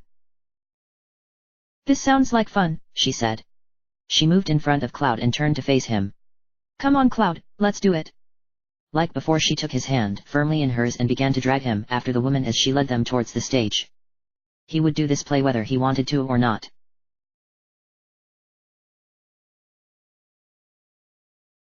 5 minutes later everything was ready. The cast were ready and the stage was set. The curtain, still lowered, twitched as people ran back and forth across the wooden stage making their final checks. On the other side the crowd could be heard, impatiently waiting for the show to start. They didn't have to wait for long. The stage lights flickered and dimmed down to almost nothing and all at once the crowd hushed into silence. The thick red curtain began to rise, revealing the simple stage that had been prepared for this show. The crowd clapped loudly. The narrator then stepped onto the stage and raised his hand, silencing the crowd. When all was silent, the narrator spoke, his voice loud and clear so every member of the crowd could hear him. "Long, long ago, an evil shadow appeared over the peaceful kingdom of Galdia. Princess Rosa was just kidnapped by the evil dragon king, Valvados. What will become of her?" Just then, the legendary hero, Alfred, appears. Over 100 pairs of eyes turned towards the stage, eager to see the legendary hero. To their surprise they saw no one, until finally Cloud ran out reluctantly from the right onto the stage. He stopped in the center. All eyes were on him. Under fierce protest from both Cloud and the stage directors, Cloud had refused to wear any kind of costume the staff tried to pick out for him. The ones they suggested looked, to Cloud, to be completely stupid and humiliating, and so he ran out wearing his own clothing instead. Without the stage shoes, his boots thudded loudly against the wood. Still, he wasn't going to twirl on like the directors wanted him to. Cloud stood waiting on the stage. He had no idea what to do. In the few moments before the play started, he had been given only a brief run-through of the story, and so he had no idea what he was supposed to do. Thankfully, he was saved by one of the other cast members who, dressed as a knight in dull armor rather than shining, twirled onto the stage. He stopped beside Cloud and bowed fancily. "Oh. You must be the legendary hero, Alfred." Cloud stared at him. The voice that the actor had put on was so loud and so exaggerated and sounded so completely unnatural that it was beyond reason. He didn't sound too much like a knight either. The costume had been made out of scraps of metal probably picked up from the prison at the bottom of the gold saucer and roughly polished and shaped into what could pass as a suit of armor. A laugh tickled the back of his throat, and Cloud desperately tried to force it back. He shook his head, trying to avert his gaze from the actor's humiliation. The knight stared at him, puzzled, oblivious to Cloud's discomfort. He leaned over a little and whispered sharply so that the audience could not hear him. "Hey, it's your line." With the laugh finally pushed aside, Cloud had completely forgotten where he was. He pointed at himself stupidly, wondering if the knight was talking to him. "Yeah, you." The knight whispered again. Seeing that Cloud was completely confused, he took a deep breath and cleared his throat, to cover the confusion. "Ahem," he said loudly, moving back into his role. He spread his arms out in front of him and addressed Cloud to the audience. "Oh. You must be the legendary hero, Alfred. I know in my soul. Please. Please save Princess Rosa. Now. Please talk to the king." He faced the audience and bowed. Then he began to slide towards the back of the stage, allowing the next actor to twirl on. The second actor was just as hilariously dressed as the knight was. He had been given a fancy tunic and trousers that had been filled with soft foam padding to give the impression of extra weight. All kings were well fed, after all. Covering his shoulders and most of his body was a luxurious robe. Saturday on the actor's head was a metal crown painted to look like gold. He twirled perfectly onto the stage and stopped beside the knight. Cloud glanced around blankly for a second before, after deciding that he should do something, he ran towards the king. "Oh. Legendary hero, Alfred," the actor posing as a king said in a deep, loud voice. This actor was better at manipulating his voice than the knight. He managed to inflict a royal tone upon his voice, making it much more realistic. "You have come to have my beloved Rosa. On the peak of a dangerous mountain dwells the evil dragon king, Valvados, who's kidnapped Princess Rosa. But..." He turned towards the audience and made his voice louder. "You can't bear the evil dragon king now. Talk to one who can help you." Taking a single step back to stand alongside the knight, the king motioned to the left-hand side of the stage. A third actor was waiting in the wings, waiting for his moment to move onto the stage. Seeing his fellow actor's sign, he stepped out of the shadows and began to twirl onto the stage. Cloud's eyes widened as he saw the scene created by his twirling. This was going beyond ridiculous. Judging by the third actor's choice of clothing, Cloud figured he was meant to be a wizard or a mage or something like that. He was covered from the shoulders down in a long blue cloak, with soft white fur trimming the edges of his collar, sleeves, and hem. As he twirled onto the stage, the end of the cloak seemed to spread out, revealing the soft stage shoes that allowed him to twirl without falling. The wizard came to a stop beside the knight and the king and looked at Cloud. A slight nod that was invisible to the audience indicated to Cloud that he was the one he was meant to speak to next. Shrugging his shoulders, Cloud ran over to the wizard. As Cloud stopped just next to the wizard, the actor took a step forward, cleared his throat, and spoke loudly so all could hear him. "I am the great wizard, Foreman," he announced. He turned to Cloud. "What do you wish to know?" For the first time throughout the entire play, through the haze and chokes of stifled laughter and horror, Cloud remembered his line. "The evil dragon king's weakness," he said. Behind him, he heard a sigh of relief from the knight. Through the corner of his eyes Cloud could see the knight and the king, looking relieved. Cloud shot them a reproving glare and turned back to the wizard. The wizard actor just smiled encouragingly. He then raised his arms and began to move them around in a grand, exaggerated gesture, as though he was using some mystical, unseen power to call the answer of Cloud's question to him. "Ah, the weakness of the evil dragon king," he said. He waved his hands more and began to murmur in a strange, unknown language. It was all for show, but the audience whispered in anticipation.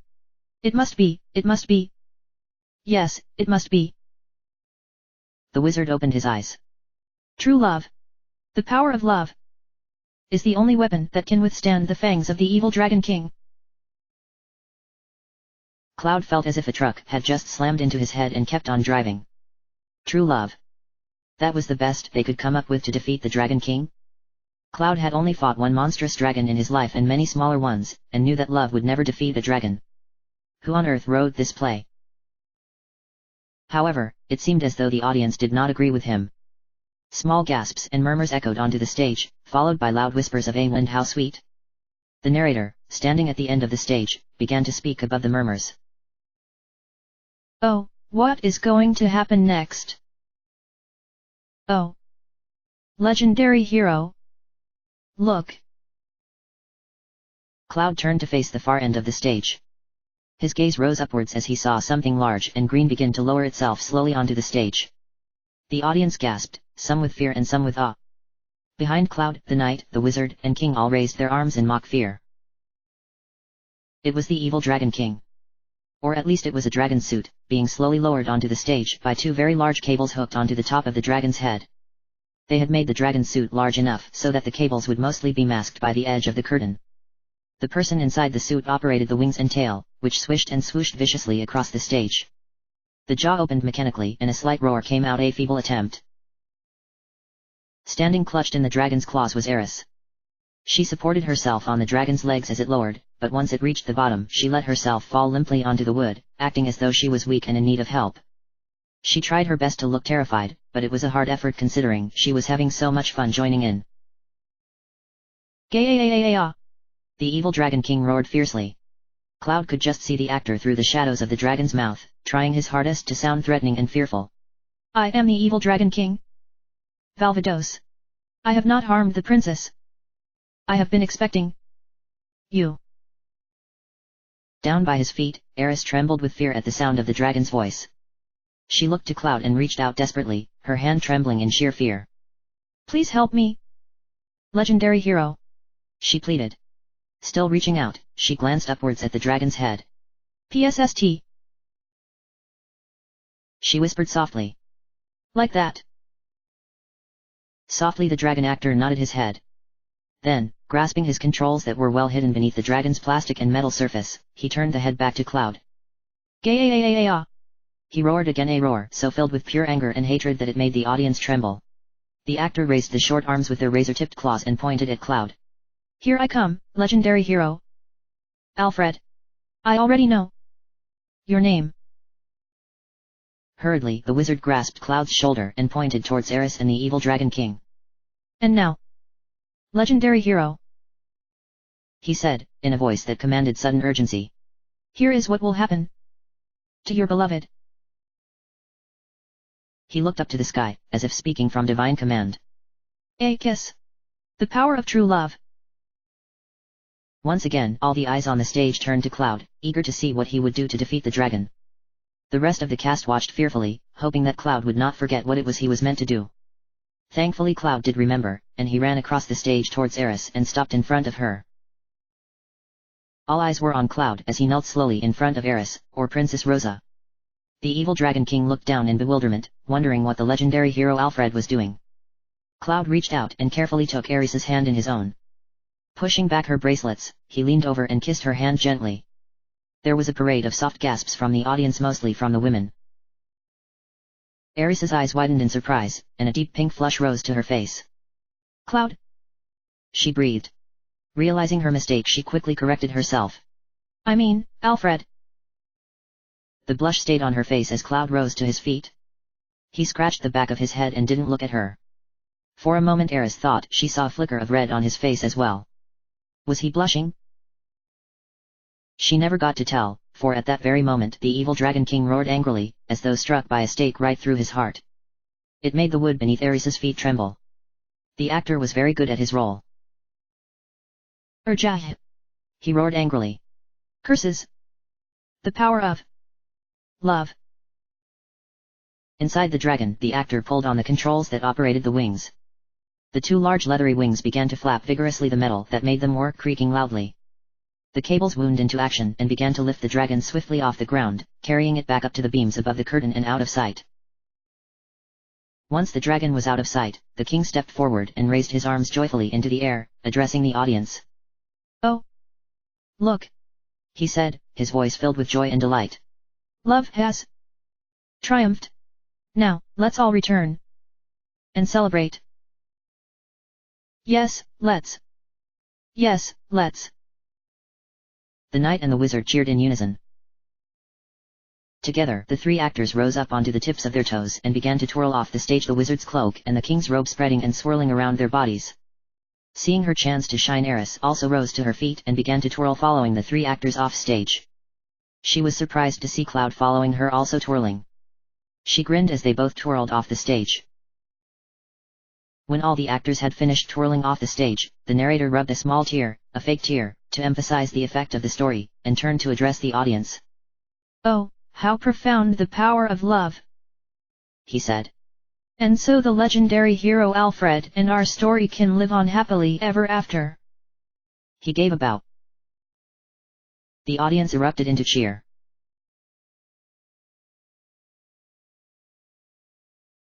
End of chapter.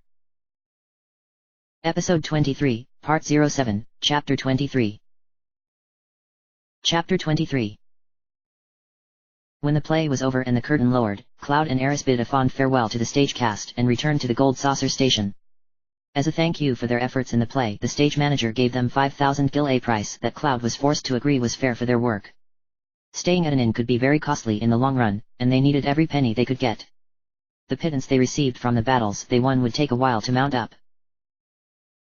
They returned to the station, Cloud first, making sure that Eris was following him. They emerged from the tubes to find that the young man who had told them of the play in the event square was no longer there. Presumably he had already retired for the night.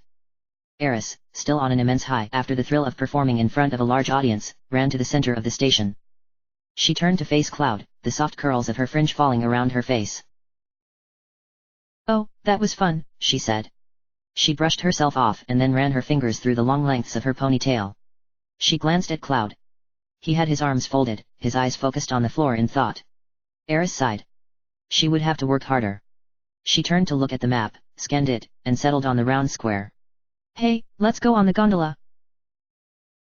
To her surprise, Cloud did not protest or complain at her decision. Nor did he resist when she grabbed hold of his hand and pulled him towards the tubes. She expected him to protest, complain that he was tired, and wrench his arm free. But he didn't. At first Eris thought that she had read him wrong. Maybe he was enjoying himself after all. But looking at his face told her otherwise. His eyes were distracted, distant, and unfocused. It was as though he wasn't really with her, but somewhere else. Eris frowned, but that softened into a smile. Cloud had a lot on his mind, and she wanted to distract him from that. She led him to the round square. Eris was glad to see that there was no one else around. The gondola was waiting at the dock. Eris felt her heart skip with delight, her stomach dancing. She looked back at Cloud. He was looking back at her, with that same clueless expression. Looking at him, Eris desperately wanted to reach out and pull whatever troublesome thoughts he had from his head. Instead she just smiled, winked at him playfully, and then ran to the woman inside the ticket booth. "2, please," said Eris. The woman nodded and deftly pulled 2 tickets from a reel. "Here you are, 2 tickets, she said, pushing the tickets through the slot towards Eris. "Enjoy the sights of Gold Saucer." Eris picked up the tickets and called out to Cloud. He came over to join her beside the door of the gondola. She gave him a playful nudge in the ribs to break him from his thoughts. After handing their tickets to the man guarding the doors, the two stepped into the gondola. The doors shut swiftly behind them. Eris sat down on the bench beside the open window, wishing inside that the hard, polished wood had a cushion to make it more comfortable. Cloud sat down opposite her, his arms folded across his chest in thought. Eris sighed. Just then the gondola shuddered into life and began to move away from the station. Eris huddled up close to the window and looked out. Beneath her she saw the rail tracks dip away as the strong cables above carried the gondola away from the station and up into the air. Within moments they left the round square completely and began their winding trek around the gold saucer. "Wow, how nice," Eris said, voicing her thoughts as she gazed through the open window.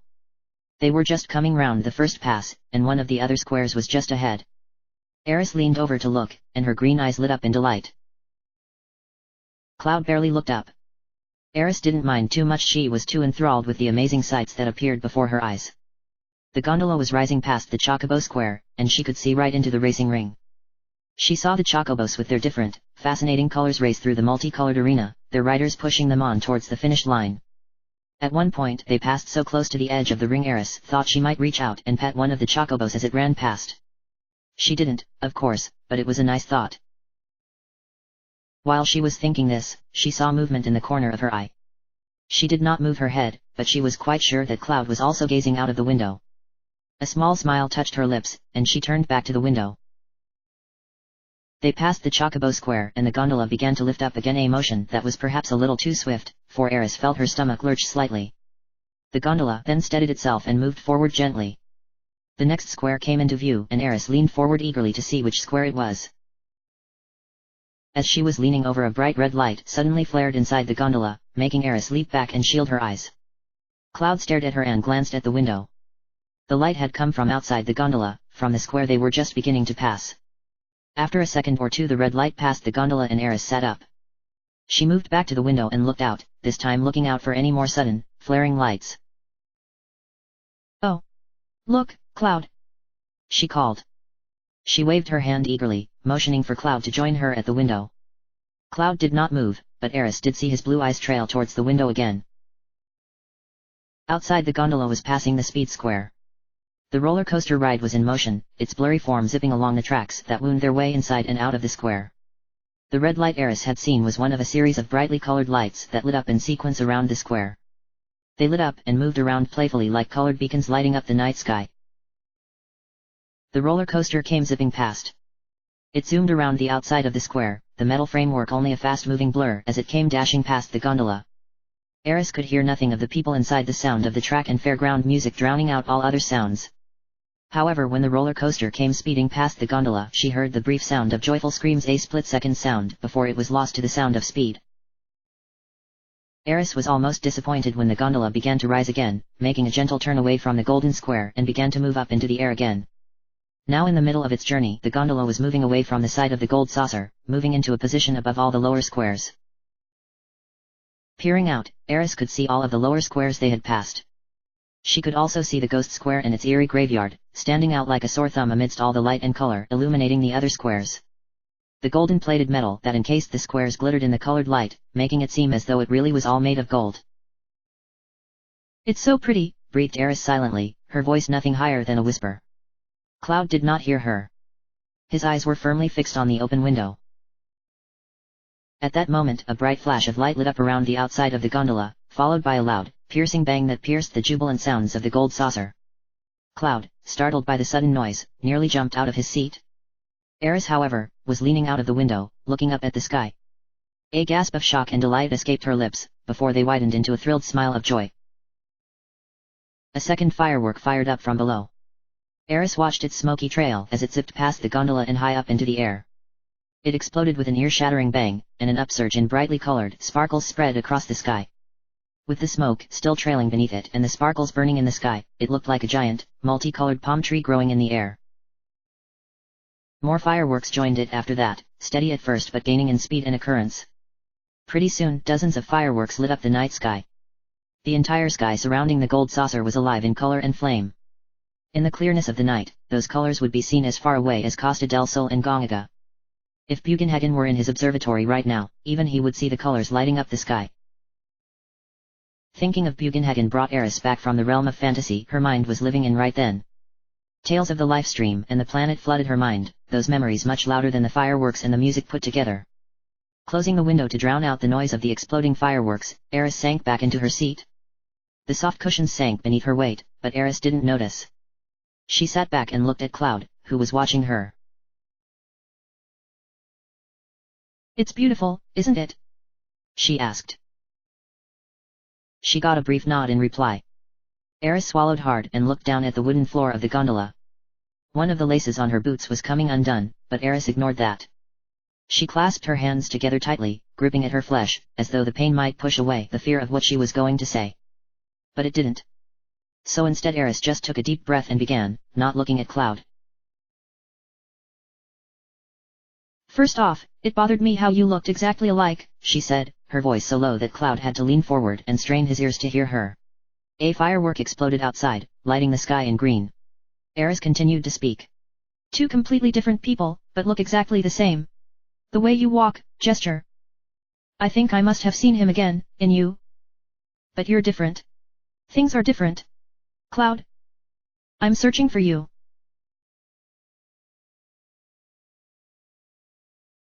This comment caught Cloud completely off guard. He looked at her questioningly. Eris was refusing to look at him. Her hands were clasped tightly together. So tight in fact that the normally pale and soft skin was beginning to turn red. They were also trembling slightly, and her boots shifted nervously on the floor. Still Eris did not look at him. I want to meet you, she said. But I'm right here. I know. What I mean is... Slowly she lifted her head, the folds of her fringe falling around her face. She looked up at Cloud. I want to meet you. Their eyes met. Upon meeting her gaze, Cloud felt himself go cold, and he became filled with such a sudden surge of alarm that he almost jumped out of his seat. The look in her eyes. The piercing sharpness of that green gaze seemed to burn through his flesh and delve into the depths of his soul. He could almost feel her looking inside him, searching for him. He looked away. Eris spent the rest of the gondola ride in silence. She kept her gaze on Cloud for a few more minutes, until, realizing that she would get no response, she let her gaze turn towards the window again. The fireworks were still flaring, brightening the dark blue sky. She could see the stars still twinkling between the colored flares of light. She sighed calmly, and the smile slowly returned to her face. Cloud did not look at her.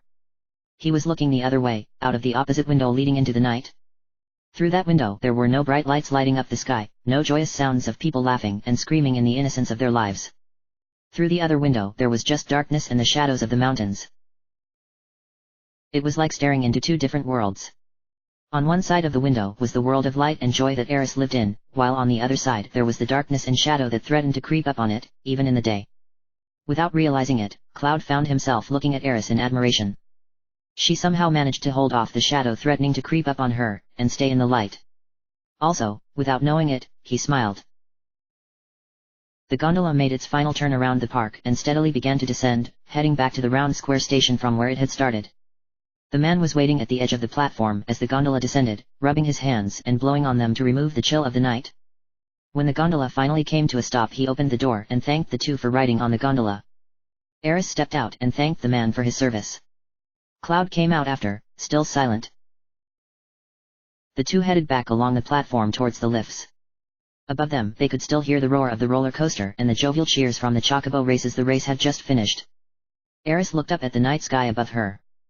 The fireworks had ended now and the colored sparkles had faded away. She could see the stars clearly beyond the rounded shapes of the squares. Eris stopped walking, so suddenly that Cloud nearly walked into her. She turned around to face him.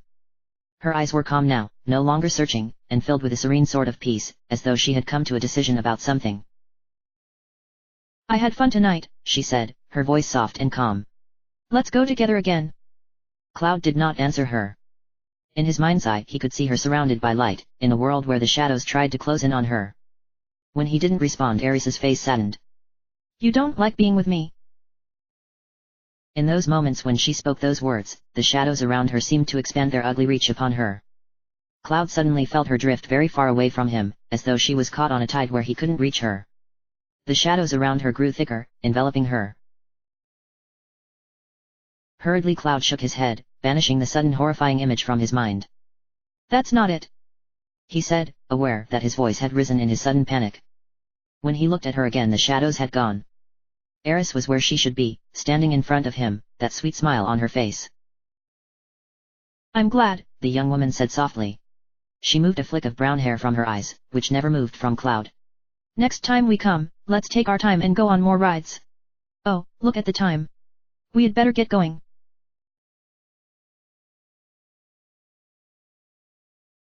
The station was empty when Cat arrived. The cat's mog body emerged from the ghost square tube with a loud pop, followed by a sudden gush of air. It had been a tight squeeze. The mog body landed with quite a heavy thud on the floor. Aware of the noise, Cat looked around anxiously, scanning the station for any signs of life. In his hands was a small leather pouch, which he was clinging to tightly. Good, he thought as he scanned the area, I'm alone. Cautiously he took a few steps forward towards the center of the station. Even though he knew he was alone, his eyes continued to scan the station. Anyone could pop out of those tubes, and he wanted to make sure that he was completely, totally, and absolutely alone. He couldn't be disturbed. He came to a stop just next to the tube leading to the battle square. Looking around one last time just for luck, he turned his gaze downwards towards the pouch in his hands. Made of firm leather and bound in string, it was much lighter than he expected it to be. Curious, Cat began to undo the string. The cat was so involved in his work that he did not notice Cloud and Eris emerge from the round square tube behind him. The two landed with ease on the ground and looked across the station, spotting Cat instantly. The cat had his back to them, and was muttering quietly to himself. They could not see what he was doing. Hey! What's Cat doing? Asked Eris curiously. Cloud shrugged. He couldn't see what the cat was up to. The string finally came undone. Cat tilted the pouch upside down and dropped the small object into his open hand. Small and smooth and almost perfectly round, it could have been nothing more than a fancy-looking stone. It was still cold, like ice. The markings on it, although natural, looked like they could have been painted by an expert hand. He held the object up to the light, gazing at its brilliance. Cloud's eyes widened in shock as he saw the object Cat held in his hand. Is that the keystone? He asked in disbelief. No, he had to be wrong. He had placed the keystone in a pouch and left it in a drawer in his room, hoping it would be safe. He had even locked the drawer to make sure of it. But there was no mistaking the object that Cat was holding now. It was the keystone. Hey! Cat! At the sound of Cloud's angry voice, Cat started, almost dropping the keystone onto the floor. The pouch fell at his feet. Cat caught the keystone before it could fall, clutching it close to his chest in his clumsy clawed hands. With a gentle smack he ordered his mog forward and began to move quickly. He jumped into the battle square tube and with a whoosh, he was gone. Cloud darted forward towards the tube, with Eris running closely behind him. Without hesitation Cloud leapt into the tube. The wind flow caught him instantly, began to drag him down into the tube, making him move with all haste towards the battle square. He was aware of Eris's presence right behind him. Up ahead he could see the shadow of Cat's body zipping through the tube, heading upwards. Cat reached the exit before Cloud could reach him. His large mog body burst out of the tube with a very loud pop, startling the guard who was standing outside the arena. The cat clutched the keystone tightly in his hands as he looked around at the other open tubes, wondering which one he should hop in to evade Cloud and Eris. His mind was made up when he heard 2 consecutive whooshes from behind him, followed by an angered cry. Cat quickly darted around and hopped into the tube leading to the Wonder Square, carefully evading Cloud's outstretched arm as he attempted to snatch the cat from the mog. Cat didn't waste time with a mocking sneer and hopped into the tube. Exasperated Cloud ran forward and dived into the tube, along with Eris. The two zipped nearly side by side as they were carried along by the wind currents, but they were not gaining on Cat. The cat was already at the exit, bursting up out of the tube and up into the air, before landing safely on the ground. Quickly his eyes darted around. There were a few people in the Wonder Square. Maybe Cloud would think he ran off into the crowds. With that plan in mind, he dived into another tube, zipped away by its current. Cloud was just emerging from the tube when Cat made his dive.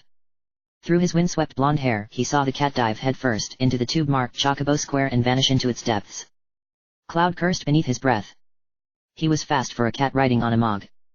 He landed only for a brief second as he also dived into the tube, calling out for Eris to follow him. Less than a minute later they emerged at the Chocobo Square. Carried forward by the immense momentum of the wind and his own drive, Cloud staggered forward onto the stairs. Eris emerged just seconds after and plowed straight into him. The crash threatened to knock Cloud off the stairs. Cloud waved his arms and just managed to keep his balance, thanks to Eris's help. Cat was just ahead of them, bouncing rapidly up the stairs towards the Chocobo Arena. He stopped at the last step and glanced across the stairs, scanning the sky above. When he looked back down and saw Cloud and Eris running towards him, he jumped in fright and darted into the arena, the doors crashing shut behind him. Now filled with a furious rage, Cloud threw the doors open and charged into the arena. The bright lights and the heat of the room hit his face, making him, for a moment, feel dizzy and faint. There were many people in the Chocobo Square, all of them cheering and yelling as the races went on. He spotted Cat somewhere near the back of the square. The cat was trying to blend in with the crowd, or at least appear as part of the scenery, standing close to the betting booth.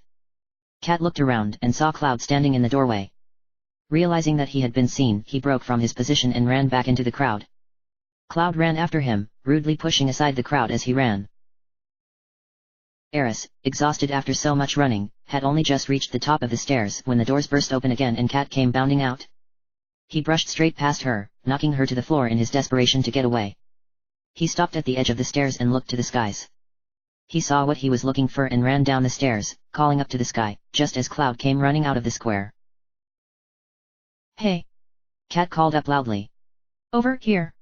The keystone! Hovering in the air above him was a large black helicopter bearing the logo of Shinra and the Turks. The helicopter descended on the Chocobo Square, and the door in the side of the chopper slid open. At first Kat could see nothing in the open doorway, until Tseng stepped out and stood on the edge. He held out his hand, waiting. Standing up as high as he could on top of the Mog, Kat threw the keystone up into the air. Tseng caught it in his outstretched hand and clasped his fingers firmly around it. He looked down at the keystone for a brief moment before sliding it into a hidden pocket inside his blazer. Well done, he called down to Kat, his voice barely audible over the whir of the chopper blades. His black hair rushing around his face, he turned and shouted something to the driver of the helicopter. Then he disappeared inside the shadows. The helicopter began to rise again. Kat watched from below as the Shinra helicopter flew off into the night, carrying the keystone with it. He sighed in relief. He had forgotten about Cloud and Eris, until he heard the sound of running footsteps and Cloud's outraged voice behind him. Hey! Defensively Kat spun around and grabbed his megaphone from the side of the Mog. Although Cloud and Eris had both left their weapons inside the hotel, they still had their fists. But Kat wasn't worried about them attacking him.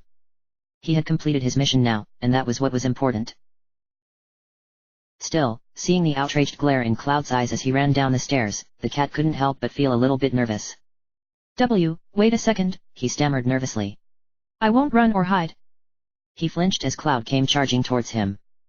For a moment it looked like he might strike the Cat down right there, until Eris's hand touched his arms and made him fall back. Cat opened one eye and sighed. Yes, I was a spy. I was hired by the Shinra. Eris shook her head. I trusted you, she said, her voice broken in her disbelief. I can't believe you. She really couldn't believe it. All the days they had journeyed and traveled together fought side by side. Although she knew there had been a spy amongst them, she never thought that it would be Kat. But then, she didn't really think it would be anyone. She had hoped it had been a mistake, that it was just coincidence that the Shinra were able to find them so quickly. Knowing that Kat had betrayed them made her heart ache inside. I couldn't help it, Kat said reasonably. He scratched his furry head for a moment, gazing at Cloud and Eris with an innocent, wide-eyed expression. How about if we continue like nothing ever happened? He suggested innocently. Cloud's eyes narrowed in fury. He literally shook with rage. He longed to grab the Cat and tear him from his Mog body, and then tear his body apart piece by piece. But Eris's hand on his arm calmed that thought, her unspoken words in his mind. No way, Cat. He responded, failing to keep the tremor of anger from his voice. You got a lot of guts acting like a friend but being a spy. Cat tilted his head questioningly. Then, what are you going to do? Kill me? He laughed at the thought. You would just be wasting your time if you tried. He patted his hand firmly across his chest so they could hear the hollow thud. This body's just a toy anyway. My real body's at Shinra headquarters in Midgar. I'm controlling this Cat from there. Eris pushed past Cloud and stood in front of the Cat. The expression in her eyes was stern and angry. So you're from Shinra? She demanded. She grabbed hold of the Cat's arms. Who are you? Tell me. Whoa, I can't tell you my name. Now it was Cloud's turn to put his hand on Eris's arm. Eris nodded her head slowly and backed off, her hands slipping weakly from Cat's body, which was unharmed. Although Cat seemed amused at the thought of Cloud trying to kill him, he had seemed somewhat alarmed by Eris's fierce interrogation. We're not getting anywhere, he said to Eris softly. See? I told you, said Cat triumphantly. The look of alarm was gone from his face now, replaced once again by the look of sheer triumph. Eris did not notice it, and Cloud wondered why the Cat had been so alarmed. The Cat continued. Talking won't do any good, so can't we just continue our journey? You think I'm joking? Cloud snapped fiercely. The Cat's arrogance was unreal. Cat sighed and sat down on the Mog's head. All right, yes, I am a Shinra employee. But we're not entirely enemies, he said. He looked up at Cloud. Something bothers me. I think it's your way of life. You don't get paid. You don't get praised. Yet, you still risk your lives and continue on your journey. Seeing that makes me... It just makes me think of my life.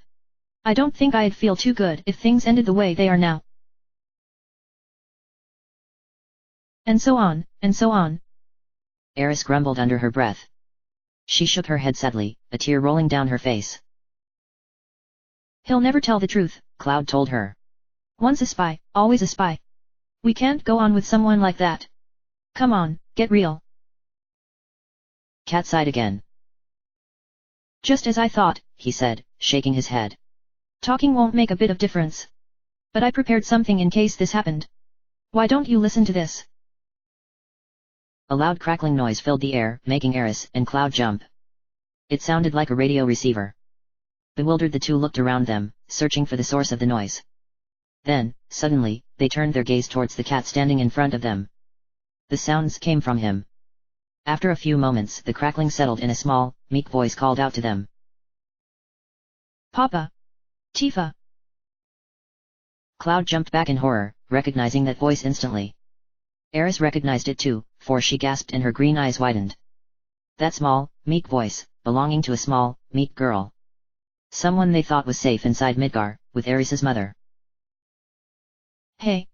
That's Marlene! Eris gasped. The voice in the receiver made a quick, sharp gasp, recognizing Eris's voice. There was the sound of movement and the voice called again, this time much louder. Hey! It's the Flower Lady! Flower Lady! Marlene's voice was cut off and the reception went dead. Cat sat back on his mug smugly, knowing that he had them. So, he said, you have to do as I say. It wasn't a threat, just a statement. Cloud's fists were shaking.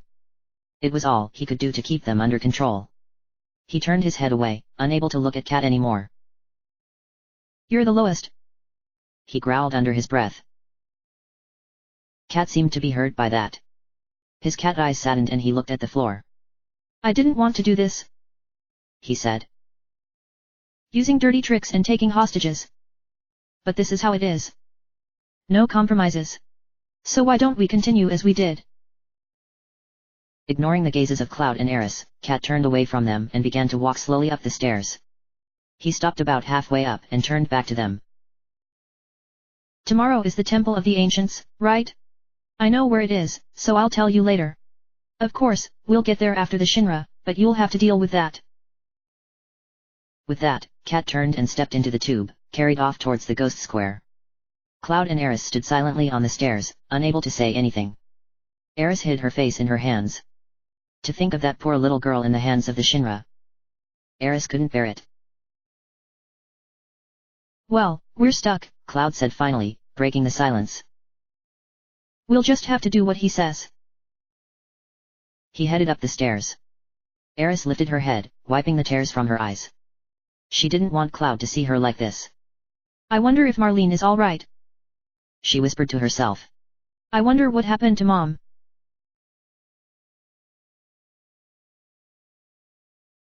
End of Part 7. Part 8, A Bitter Farewell, title under construction.